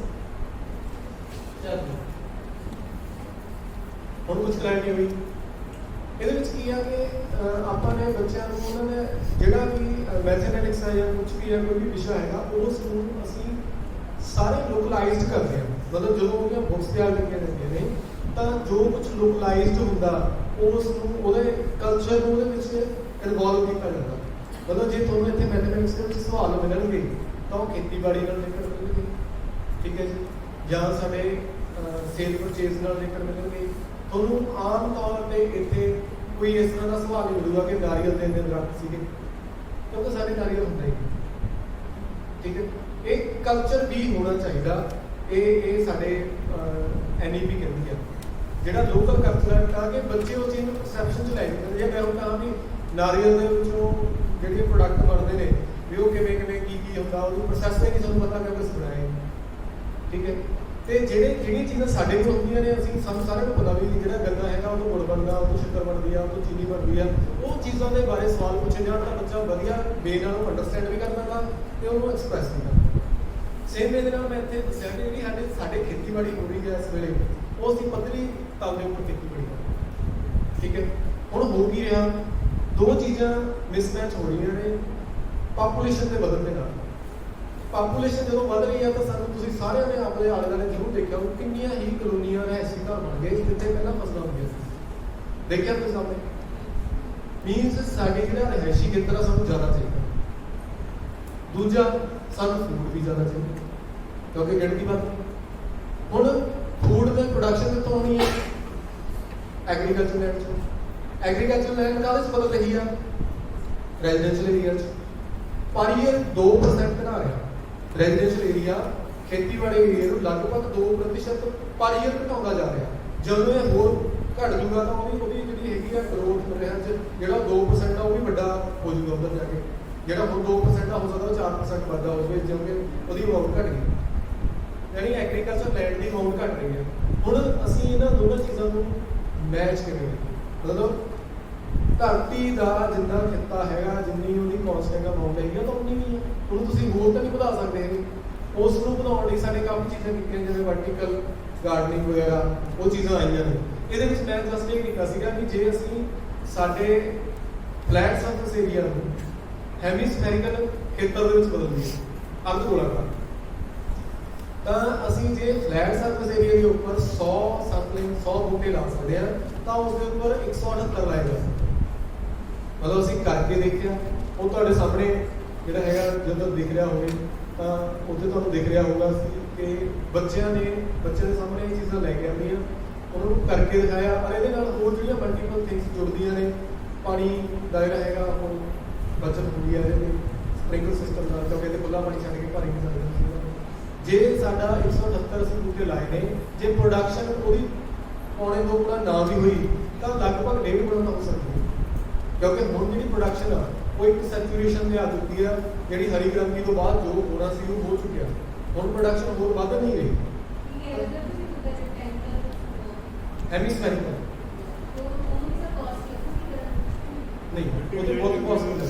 ਉਹਦੇ ਵਿੱਚ ਅਸੀਂ ਕਿਤੋਂ ਮਿੱਟੀ ਲੈ ਕੇ ਨਹੀਂ ਆਉਣੀ, ਜਸਟ ਰੀਅਰੇਂਜ ਕਰਨਾ। ਇਹ ਅਸੀਂ ਕਰਕੇ ਦੇਖਿਆ ਸੀ। 1/4 ਟਾਈਮ ਅਸੀਂ ਰੀਅਰੇਂਜ ਕਰ ਦਈਏ ਤਾਂ ਉਹ ਉੱਥੇ ਹੋ ਜਾਂਦਾ। ਉਹ ਇੱਕ ਵਾਰ ਹੋਈ ਹੈ, ਉਹ ਵਨ ਟਾਈਮ ਕਾਸਟ ਹੈ। ਉਸ ਤੋਂ ਬਾਅਦ ਉਹਦੇ 'ਚ ਸਾਡੀ ਬਹੁਤ ਸਾਰੀ ਚੀਜ਼ਾਂ ਹੋਰ ਇਹਦੇ ਨਾਲ ਰਿਲੇਟ ਕਰਦੀਆਂ ਨੇ। ਫਿਰ ਇਸ ਤੋਂ ਬਾਅਦ ਮੈਂ ਕੁਝ ਮਾਡਲਸ ਨੇ ਤੁਹਾਡੇ ਨਾਲ ਪਹਿਲਾਂ ਪਿਕਸ ਸ਼ੇਅਰ ਕਰਦਾ, ਫਿਰ ਆਪਾਂ ਨੂੰ ਹੈਂਡਸ ਔਨ ਐਕਟੀਵਿਟੀਜ਼ ਤੇ ਲੈ ਕੇ ਆਉਂਦੇ ਹਾਂ। ਬੱਚਿਆਂ ਲਈ ਅਸੀਂ ਸਾਡਾ ਹੈਗਾ ਟ੍ਰਿਗਨੋਮੈਟਰੀ ਦਾ ਮਾਡਲ। ਜਸਟ ਤੁਸੀਂ ਉਹਦੇ ਤੇ ਇੱਕ ਜਿਹੜਾ ਲੱਗਿਆ ਹੋਇਆ ਤੁਹਾਨੂੰ ਦਿਖ ਰਿਹਾ ਵਾ ਸਾਹਮਣੇ, ਉਸ ਨੂੰ ਤੁਸੀਂ ਉਹਦੇ 'ਚ ਗਰੂਪਸ ਬਣੇ ਹੋਏ ਉੱਥੋਂ ਜਸਟ ਉਹ ਵੈਲਿਊ ਤੇ ਲਿਜਾ ਕੇ ਤੁਸੀਂ ਉਹਨੂੰ ਇਨਸਰਟ ਕਰ ਦੇਣਾ। ਜਿਹੜਾ ਐਕਸਿਸ ਹੈਗੀ ਆ ਉਹਦੇ ਉੱਪਰ ਤੁਹਾਡੇ ਕੋਲ y ਦੀ ਵੈਲਿਊ ਤੇ y ਐਕਸਿਸ ਹੈਗੀ ਆ, ਸੌਰੀ ਉਹਦੇ ਕਾਸਟ ਦੀ ਵੈਲਿਊ ਦੇ ਉੱਪਰ ਉੱਪਰਲੇ ਪਾਸੇ ਸਾਈਨ ਦੀ ਵੈਲਿਊ ਤੁਹਾਨੂੰ ਆਪਣੇ ਆਪ ਹੀ ਦਿਖੂ। 2 ਡੈਸੀਮਲਸ ਐਕੂਰੇਟ। ਤੇ ਨਾਲ ਹੀ ਤੁਸੀਂ ਗੁੰਡ ਖੰਡ ਬਣਾਉਂਦੇ ਹੋ, ਕਿਸੇ ਦੇ ਫੈਕਟਰਾਈਜ਼ ਕਰਦੇ ਹੋ, ਉਹਦੇ ਵਾਸਤੇ ਅਸੀਂ ਉਹਦਾ ਹੈਗਾ ਹੀ ਮਾਡਲ ਤੋਂ ਮੈਂ ਸ਼ੇਅਰ ਕਰ ਲਵਾਂਗਾ। ਇੱਕ ਵਿੰਡ ਮਿਲ ਬਣਾਈ ਸੀਗੀ, ਉਹਦੇ ਵਿੱਚ ਵੀ ਪ੍ਰੋਡਕਸ਼ਨ ਵਧਾਇਆ ਸੀਗਾ ਜਸਟ ਉਹਦੇ ਪੂਰੇ ਇਨਫਰਾਸਟ੍ਰਕਚਰ ਨਾਲ। ਇਸੇ ਤਰ੍ਹਾਂ 2D 3D ਮਾਡਲਸ ਹੈਗੇ ਨੇ ਕੁਝ ਵੀ ਉਹ ਕਨਵਰਸ਼ਨ ਹੋ ਕੇ ਜੇ ਅਸੀਂ ਚੱਕਰਾਕਾਰ ਨੂੰ ਘੁਮਾਉਂਦੇ ਆ ਤਾਂ ਉਹਦਾ ਅਸਲ ਕੀ ਬਣਦਾ ਅੱਗੇ ਆ ਕੇ, ਉਹ ਵੀ ਤੁਹਾਡੇ ਨਾਲ ਮੈਂ ਸ਼ੇਅਰ ਕਰਦਾ ਹੈਗੇ। ਕੁਝ ਐਕਟੀਵਿਟੀ ਬੁੱਕਸ ਹੈਗੀਆਂ ਨੇ, ਬੜੀ ਮਤਲਬ ਤੁਹਾਨੂੰ ਜ਼ਿਆਦਾ ਕਿਸੇ ਵੀ ਮੈਥ ਦੇ ਮਾਡਲ ਨੂੰ ਬਣਾਉਣ ਲਈ ਬਹੁਤ ਹੀ ਜ਼ਿਆਦਾ ਕਾਸਟ ਦੀ ਕੋਈ ਲੋੜ ਨਹੀਂ। ਜਿਹੜੀ ਆ ਐਕਟੀਵਿਟੀ ਕਾਪੀ ਤੁਹਾਡੇ ਸਾਹਮਣੇ ਦੇਖ ਰਹੇ ਹੋ, ਇਹ ਮੈਂ ਐਕਚੁਅਲੀ 2008 ਚ ਬਣਾਈ ਸੀ ਤੇ ਅਜੇ ਤੱਕ ਇਹ ਤਕਰੀਬਨ 24 ਸਾਲ ਹੋ ਗਏ, ਕੁਝ ਨਹੀਂ ਹੋਇਆ। ਮੈਂ ਇਹਨੂੰ ਮਤਲਬ ਕਹਿ ਲਓ ਵੀ ਵੀਕ ਦੇ ਵਿੱਚ 2-3 ਵਾਰ ਯੂਜ਼ ਕਰਦਾ। ਟਰਾਂਸਪੋਰਟੇਸ਼ਨ ਦਾ ਅਲੱਗ ਕੋਈ ਮਾਡਲ ਬਣਾਇਆ ਸੀਗਾ ਕਿ ਕਿਸ ਤਰ੍ਹਾਂ ਫਲੈਟ ਸਰਫੇਸ ਏਰੀਆ, ਫਲੈਟ ਜਿਹੜੀਆਂ ਸੜਕਾਂ ਨੇ, ਜੇ ਅਸੀਂ ਮੋੜ ਤੇ ਜਾਂਦੇ ਹਾਂ, ਮੋੜ ਵੇਲੇ ਜਦੋਂ ਅਸੀਂ ਮੋੜਦੇ ਹਾਂ ਤਾਂ ਅੰਦਰਲਾ ਪਾਸਾ ਨੀਵਾਂ ਤੇ ਬਾਹਰਲਾ ਉੱਚਾ ਗਿਆ ਹੁੰਦਾ, ਇਹ ਕਿਹਨੇ ਦੱਸਿਆ? ਸਲੋਪਸ, ਸਾਰੀਆਂ ਚੀਜ਼ਾਂ ਇਹਦੇ ਵਿੱਚ ਅਸੀਂ ਇਨਵੋਲਵ ਕੀਤੀਆਂ ਕਿ ਧਰਤੀ ਦੇ ਉੱਪਰ ਕਿਸ ਤਰ੍ਹਾਂ ਟਰਾਂਸਪੋਰਟੇਸ਼ਨ ਹੁੰਦੀ ਆ, ਪਾਣੀ 'ਚ ਕਿਵੇਂ ਹੁੰਦੀ ਆ, 에ਅਰ ਦੇ ਵਿੱਚ ਕਿੱਦਾਂ ਹੁੰਦੀ ਆ, ਉਸ ਕਿਹੜੀਆਂ ਚੀਜ਼ਾਂ ਮੈਟਰ ਕਰਦੀਆਂ ਨੇ। ਨਾਲ ਦੀ ਨਾਲ ਫਿਊਚਰ ਦੇ ਵਿੱਚ ਮੈਟਰ ਕਰੇ ਅਸੀਂ ਕੀ ਰੋਲ ਅਦਾ ਕਰ ਸਕਦੇ। ਇਹਦੇ ਵਿੱਚ ਇਹ ਸੀਗਾ ਕਿ ਅਸੀਂ ਡਬਲ ਐਲੀਵੇਟਡ ਰੋਡਸ ਬਣਾਈਆਂ, ਉਹਦੇ ਵਿੱਚ ਦਿਖਾਇਆ। ਉਹਦੇ ਨਾਲ ਕੀ ਹੁੰਦਾ ਕਿ ਆਮ ਤੌਰ ਤੇ ਐਕਸੀਡੈਂਟਸ ਕਦੋਂ ਹੁੰਦੇ ਨੇ? ਰਾਤ ਵੇਲੇ, ਮੋਸਟਲੀ ਰਾਤ ਵੇਲੇ ਕਦੋਂ ਹੁੰਦੇ ਨੇ? ਜਦੋਂ ਕਿਸੇ ਚੀਜ਼ ਨੂੰ ਅਸੀਂ ਓਵਰਟੇਕ ਕਰਦੇ ਹਾਂ। ਓਵਰਟੇਕ ਕਰਨ ਵੇਲੇ ਕੀ ਹੈ, ਸਾਹਮਣੇ ਤੋਂ ਆਉਂਦੀ ਚੀਜ਼ ਦੀਆਂ ਲਾਈਟਾਂ ਸਾਡੇ ਅੱਖਾਂ 'ਚ ਪੈਂਦੀਆਂ ਨੇ ਤੇ ਉਹਦੇ ਨਾਲ ਐਕਸੀਡੈਂਟ ਜ਼ਿਆਦਾ ਚੱਲ ਸਕਦੇ ਨੇ। ਜੇ ਸਾਡੇ ਕੋਲ ਡਬਲ ਹੈਗੇ ਜਾਣ ਵਾਸਤੇ ਇੱਕ ਤੇ ਆਉਣ ਵਾਸਤੇ ਦੂਜੀ ਰੋਡ ਹੋਵੇ, ਸੇਮ ਏਰੀਆ ਵਿੱਚ ਤੁਸੀਂ ਡਬਲ ਏਰੀਆ ਯੂਜ਼ ਕਰ ਸਕਦੇ ਹੋ, ਠੀਕ ਹੈ। ਤੇ ਨਾਲ ਦੀ ਨਾਲ ਕੀ ਹੈ, ਇਹ ਜਿਹੜੀਆਂ ਲਾਈਟਾਂ ਤੋਂ ਪੈਣਾ ਜਿਹੜੀ ਪ੍ਰੋਬਲਮ ਆ ਉਹ ਸੌਲਵ ਹੋ ਸਕਦੀ ਹੈ। ਇਸੇ ਤਰ੍ਹਾਂ ਡਰੋਨਸ ਦੇ ਨਾਲ ਜਿਵੇਂ ਭੀੜ ਭਾੜ ਵਾਲੇ ਏਰੀਏ ਹੈਗੇ ਨੇ, ਉਹਨਾਂ ਦੇ ਵਿੱਚੋਂ ਇਹ ਮਾਡਲ 2014 ਦਾ ਬਣਿਆ ਹੋਇਆ ਹੈ। ਤੇ ਹੁਣ ਤਾਂ ਉਹ ਡਰੋਨ ਜਿਹੜਾ ਹੈਗਾ ਉਹ ਕਾਮਨ ਹੋ ਗਿਆ। ਉਹਦੇ ਵਿੱਚ ਕੀ ਹੈ ਕਿ ਲਾਈਫ ਸੇਵਿੰਗ ਜਿਹੜੀਆਂ ਸਾਡੀਆਂ ਦਵਾਈਆਂ ਨੇ ਬਲੱਡ ਹੈਗੇ ਨੇ ਉਹ ਸਾਡੇ ਹਸਪੀਟਲਸ ਤੱਕ ਅਸੀਂ ਇਹਨਾਂ ਦੇ ਰਾਹੀਂ ਪਹੁੰਚਾਈਏ ਤਾਂ ਕਿ ਟਾਈਮ ਸੇ ਜਿਵੇਂ ਲੁਧਿਆਣਾ ਹੈਗਾ, ਲੁਧਿਆਣੇ ਦੇ ਵਿੱਚ ਜੇ ਕਿਸੇ ਨੇ ਸਿਵਲ ਹਸਪੀਟਲ ਤੱਕ ਪਹੁੰਚਣਾ ਹੈ ਬਹੁਤ ਵੱਡਾ ਮੁਸ਼ਕਲ ਹੈਗੀ ਉਹਨਾਂ ਵਾਸਤੇ। ਜੇ ਉਦੋਂ ਤੱਕ ਅਸੀਂ ਕੋਈ ਲਾਈਫ ਸੇਵਿੰਗ ਮੈਡੀਸਨ ਪਹੁੰਚਾਉਣੀ ਹੈ ਤਾਂ ਉੱਧਰ ਵੱਡੀ ਗੱਲ ਆ, ਜਾਂ ਫਲੱਡ ਅਫੈਕਟਡ ਏਰੀਆਜ਼ ਹੈਗੇ ਨੇ ਕੋਈ ਉਹਨਾਂ ਤੱਕ ਸਾਡੀ ਇਸ ਤਰ੍ਹਾਂ ਦੀ ਫੂਡ ਜਾਂ ਇਸ ਤਰ੍ਹਾਂ ਦਾ ਪਹੁੰਚਾਉਣਾ ਤਾਂ ਡਰੋਨ ਰਾਹੀਂ ਪਹੁੰਚਾ ਸਕਦੇ ਹਾਂ। ਉਹ ਸਾਰੇ ਦਾ ਸਾਰਾ ਜਿਹੜਾ ਹੈਗਾ ਟੋਟਲੀ ਕਾਹਦੇ ਤੇ GPS ਤੇ ਡਿਪੈਂਡ ਹੈ, ਕੋਆਰਡੀਨੇਟਸ ਜਾਣਗੇ ਤੇ ਉਹ ਚੱਲੇ। ਇਸ ਤੋਂ ਅੱਗੇ ਇਹ ਮਾਡਲ ਜਿਹੜਾ ਮੈਂ ਬਣਾਇਆ, ਬੱਚੇ ਆਮ ਤੌਰ ਤੇ A+B ਹੋਲ ਸਕੁਆਇਰ ਜਿਹੜਾ ਹੈਗਾ ਉਹ ਤੋਂ ਵੀ ਘਬਰਾ ਜਾਂਦੇ ਨੇ ਤੇ ਮੈਂ ਬੱਚਿਆਂ ਨੂੰ ਦੱਸਿਆ ਕਿ ਬੇਟਾ ਜੇ ਤੁਸੀਂ ਇਸ ਨੂੰ ਹੋਰ ਬ੍ਰੌਡਰ ਲੈਵਲ ਤੇ ਜਾਂਦੇ ਹੋ A+B ਹੋਲ ਸਕੁਆਇਰ ਜਿਓਮੈਟ੍ਰਿਕਲੀ ਸੀ ਇਹਨਾਂ ਤੱਕ ਲੈ ਗਏ। ਦੇਖ ਰਹੇ ਹੋ ਤੁਸੀਂ ਬੇਟਾ ਸਾਰੇ ਕਲੀਅਰ ਹੈ? ਇਹਦਾ ਕੀ ਬਣਿਆ ਸਾਡੇ ਕੋਲ, ਇੱਕ ਸਾਈਡ ਜਿਹੜੀ A ਹੈ ਦੂਸਰੀ ਸਾਈਡ B ਹੈ, ਠੀਕ ਹੈ। ਜਿਹੜੀ ਆਹ ਵਾਲੀ ਸਾਈਡ ਆ ਉਹ A ਹੈ, ਜਿਹੜੀ ਆਹ ਵਾਲੀ ਸਾਈਡ ਆ ਇਹ A ਹੈ, ਆਹ ਵਾਲੀ ਸਾਈਡ B ਹੈ ਤੇ ਆਹ ਵਾਲੀ ਸਾਈਡ B ਹੈ। ਤਾਂ ਆ A into A ਇਸ ਹੋ ਗਿਆ, A into B area find out ਕਰਨੇ ਆ। ਇਸ ਦਾ ਏਰੀਆ ਆਹ ਸਾਈਡ ਜਿਹੜੀ ਹੈ A, ਆਹ ਵਾਲੀ B ਹੈਗੀ ਆ, ਤਾਂ ਅਸੀਂ ਇਹਦਾ ਏਰੀਆ ਕੱਢਾਂਗੇ ਸਾਡੀ ਆਇਤ ਦਾ A into B। ਸਿਮਿਲਰ ਦੇਣਾ ਆਹ B ਆ ਤੇ ਆਹ ਵੀ B ਆ, ਤਾਂ ਇਹਦਾ B ਸਕੁਅਰ ਹੋ ਗਿਆ। ਆਹ ਵਾਲਾ ਸਾਡੇ ਕੋਲ B ਆ ਤੋਂ ਉੱਪਰ ਦਾ A ਆ ਰਿਹਾ ਤੇ A B ਹੋ ਗਿਆ। ਕਲੀਅਰ ਹੈ? ਐਂਡ ਮੀਨਸ ਇਹ ਕੀ ਹੋ ਗਿਆ ਸਰ, ਇਸ ਨੂੰ ਤੁਸੀਂ ਤੋੜ ਲਓ A ਸਕੁਅਰ B ਸਕੁਅਰ ਬਸ ਇਹਨੇ 2AB। ਇਸ ਤੋਂ ਅੱਗੇ ਅਸੀਂ ਇਹਨੂੰ ਹੋਰ ਤੱਕ ਨੈਕਸਟ ਲੈਵਲ ਤੇ ਲੈ ਗਏ। ਬਸ ਸਾਈਡਸ ਤੁਸੀਂ ਇਧਰ ਦੇ ਪਾਸੇ A ਤੇ B ਤੇ C ਚੱਲ ਜਾਣੀਆਂ, ਉੱਪਰ ਵੀ A B C ਚੱਲ ਜਾਣੀਆਂ, ਕ੍ਰਾਸ ਕਰੋਗੇ ਆਪਣੇ ਆਪ ਤੁਹਾਡੇ ਕੋਲ ਪਹੁੰਚ ਜਾਏਗਾ। ਹੁਣ ਇੱਥੇ ਕੀ ਹੈ, A ਆ ਜਿਹੜੀ ਇਹਦਾ ਡਾਇਗੋਨਲ ਆ ਰਿਹਾ A square B square C square D square ਅੱਗੇ ਚੱਲੀ ਜਾਊਗਾ। ਇਧਰਲੇ ਪਾਸੇ ਆਹ ਵਾਲਾ ਤੇ ਆਹ ਵਾਲਾ ਸੇਮ ਹੋਊਗਾ, ਆਹ ਵਾਲਾ ਤੇ ਆਹ ਵਾਲਾ ਸੇਮ ਹੋਊਗਾ, ਆਹ ਵਾਲਾ ਤੇ ਆਹ ਵਾਲਾ ਸੇਮ ਹੋਊਗਾ। 2AB 2BC 2C ਇਸ ਨੂੰ ਅਪ ਟੂ ਮੈਂ ਨੈਕਸਟ B ਇਹਨੂੰ ਅੱਗੇ ਮੈਂ Z ਤੱਕ ਲੈ ਗਿਆ। ਪਰ ਬੱਚੇ ਨੂੰ ਐ ਨਾ ਲੱਗੇ ਕਿ D ਤੱਕ ਇਹ ਗੱਲ ਮੁੱਕਦੀ ਹੈ, ਤੁਸੀਂ ਉਹਨੂੰ Z ਤੱਕ ਵੀ ਲਿਜਾ ਸਕਦੇ ਹੋ। ਇਸ ਨੂੰ ਤੁਸੀਂ ਖੋਲ ਕੇ ਦੇਖੋਗੇ, ਜੋ ਬੱਚੇ ਨੂੰ ਲੱਗਦਾ ਹੁੰਦਾ ਵੀ ਇਹ Z ਤੱਕ ਹੋ ਸਕਦਾ ਤਾਂ D ਤੱਕ ਤਾਂ ਸੁਣਾ ਸਕਦੇ, ਕਿਉਂਕਿ ਆਮ ਤੌਰ ਤੇ ਉਹਨਾਂ ਕੋਲ ਜਿਹੜੇ 10 ਤੱਕ ਦੇ ਸਟੂਡੈਂਟਸ ਹੈਗੇ D ਤੱਕ ਨਾ ਪਾਉਣਾ। ਕੁਝ ਗੇਮਸ ਨੇ, ਇਹ ਗੇਮ ਹੈਗੀ ਹੈ ਸਾਡੀ ਨਿਰਦੇਸ਼ਕ ਜਿਓਮੈਟਰੀ ਦੀ। ਇਹਦੇ ਵਿੱਚ ਕੀ ਆ, ਦੋ ਬੱਚੇ ਖੇਡਦੇ ਆ, ਆਪਾਂ ਖੇਡਦੇ ਆ, ਮੰਨ ਲਓ ਸਪੋਜ਼ ਕਰਦੇ ਆ ਕੋਈ ਇੱਕ ਸਟੂਡੈਂਟ ਤੁਹਾਡੇ ਵਿੱਚੋਂ ਕਲੀਅਰ ਤਾਂ ਹੈ। ਉੱਥੇ ਅਸੀਂ ਡਾਈਸ ਵੀ ਥੋੜੀਆਂ ਇੰਪਰੋਵਾਈਜ਼ ਕੀਤੀਆਂ ਨੇ। ਇੱਕ ਡਾਈਸ ਨੂੰ ਅਸੀਂ ਬਲੂ ਕਲਰ ਦਿੱਤਾ, ਇੱਕ ਨੂੰ ਰੈੱਡ ਦਿੱਤਾ, ਉਹ ਐਕਸਿਸ ਦੇ ਅਕੋਰਡਿੰਗ, ਠੀਕ ਹੈ ਜੀ। ਜਿਹੜਾ ਐਕਸ ਵਾਲਾ ਹੈਗਾ ਉਹ ਰੈੱਡ ਕਲਰ ਦਾ ਤੇ ਵਾਈ ਹੈਗਾ ਉਹ ਬਲੂ ਕਲਰ ਦਾ। ਇੱਥੋਂ ਥੋੜਾ ਕਲੀਅਰ ਨਹੀਂ ਹੈ, ਆ ਕਲੀਅਰ ਕਰੋ। ਜਿਹੜੀ ਬਲੂ ਕਲਰ ਦੀ ਡਾਈਸ ਹੋਊਗੀ, ਜਿਹੜਾ ਉਹਦੇ ਉੱਤੇ ਨੰਬਰ ਆਏਗਾ ਉਹ y ਨੂੰ ਰਿਪਰੈਜ਼ੈਂਟ ਕਰੂਗਾ, ਜਿਹੜੀ ਰੈੱਡ ਵਾਲੀ ਹੋਊਗੀ ਉਹ x ਨੂੰ। ਉਹਨਾਂ ਨੂੰ ਅੱਗੇ ਇੰਪਰੋਵਾਈਜ਼ ਇਹ ਕੀਤਾ ਕਿ ਉਹਦੇ 1 2 3 ਪਲੱਸ ਐਂਡ -1 -2 -3 ਉਹਦੇ ਡਿਜ਼ਾਈਨ ਤਾਂ ਕਿ ਸਾਰੇ ਹੋ ਸਕਣ। ਨਾਲ ਦੀ ਨਾਲ ਅਸੀਂ 0 0 ਵਾਸਤੇ ਇਹ ਰੱਖਿਆ ਕਿ ਇੱਕੋ ਤੁਸੀਂ ਗ੍ਰੀਨ ਕਲਰ ਦਾ ਰਿਜ਼ਲਟ ਦੇਖ ਰਹੇ ਹੋ, ਜਿਹੜੀ ਵੀ ਡਾਈਸ ਉਹਦੇ ਵਿੱਚੋਂ ਬਾਹਰ ਚਲੀ ਗਈ ਉਹ ਆਊਟ ਦਾ ਪੋਸਟ ਦੇ ਕੋਆਰਡੀਨੇਟਸ ਉੱਤੇ 0। ਹੁਣ ਇੱਥੇ ਅਸੀਂ ਗੇਮ ਖੇਡਦੇ ਹਾਂ ਬੱਚੇ ਦੇ ਨਾਲ, ਤਾਂ ਤੁਸੀਂ ਕੋਈ ਹੈ ਨਹੀਂ ਵੈਸੇ ਆਪਾਂ ਬਸ ਇੱਥੇ ਖੇਡਦੇ ਹਾਂ ਜੀ, ਇੱਥੇ ਖੇਡਦੇ ਹਾਂ। ਅੱਛਾ ਜੀ, ਤੁਸੀਂ ਗੇਮ ਖੇਡਣ ਲੱਗੇ, ਮਤਲਬ ਗੇਮ ਅਵੇਲੇਬਲ ਹੈ ਨਹੀਂ ਇਸ ਵੇਲੇ, ਸੋ ਕੰਸੀਡਰ ਕਰਦੇ ਹਾਂ ਕਿ ਅਸੀਂ ਮੈਥ ਸਪੀਸੀਜ਼ ਦਾ ਸਪੋਜ਼ ਕਰ ਲੈਂਦੇ ਹੋਏ, ਠੀਕ ਹੈ। ਸਪੋਜ਼ ਆਪਾਂ ਗੇਮ ਖੇਡ ਰਹੇ ਹਾਂ, ਤਾਂ ਹੁਣ ਕੀ ਹੋਊਗਾ, ਜਿਹੜੇ ਵੀ ਇਸ ਦੇ ਪੁਆਇੰਟਸ ਆਉਣਗੇ ਉਹਦੇ ਉੱਪਰ ਇਹ ਆਪਣਾ ਇੱਕ ਪਿੰਨ ਲਗਾ ਲਓ। ਕਲੀਅਰ? ਇਹਦੇ ਅਲੱਗ ਤਰ੍ਹਾਂ ਦੇ ਪਿੰਨ ਹੈਗੇ ਨੇ, ਇਹਦੇ ਮੰਨ ਲਓ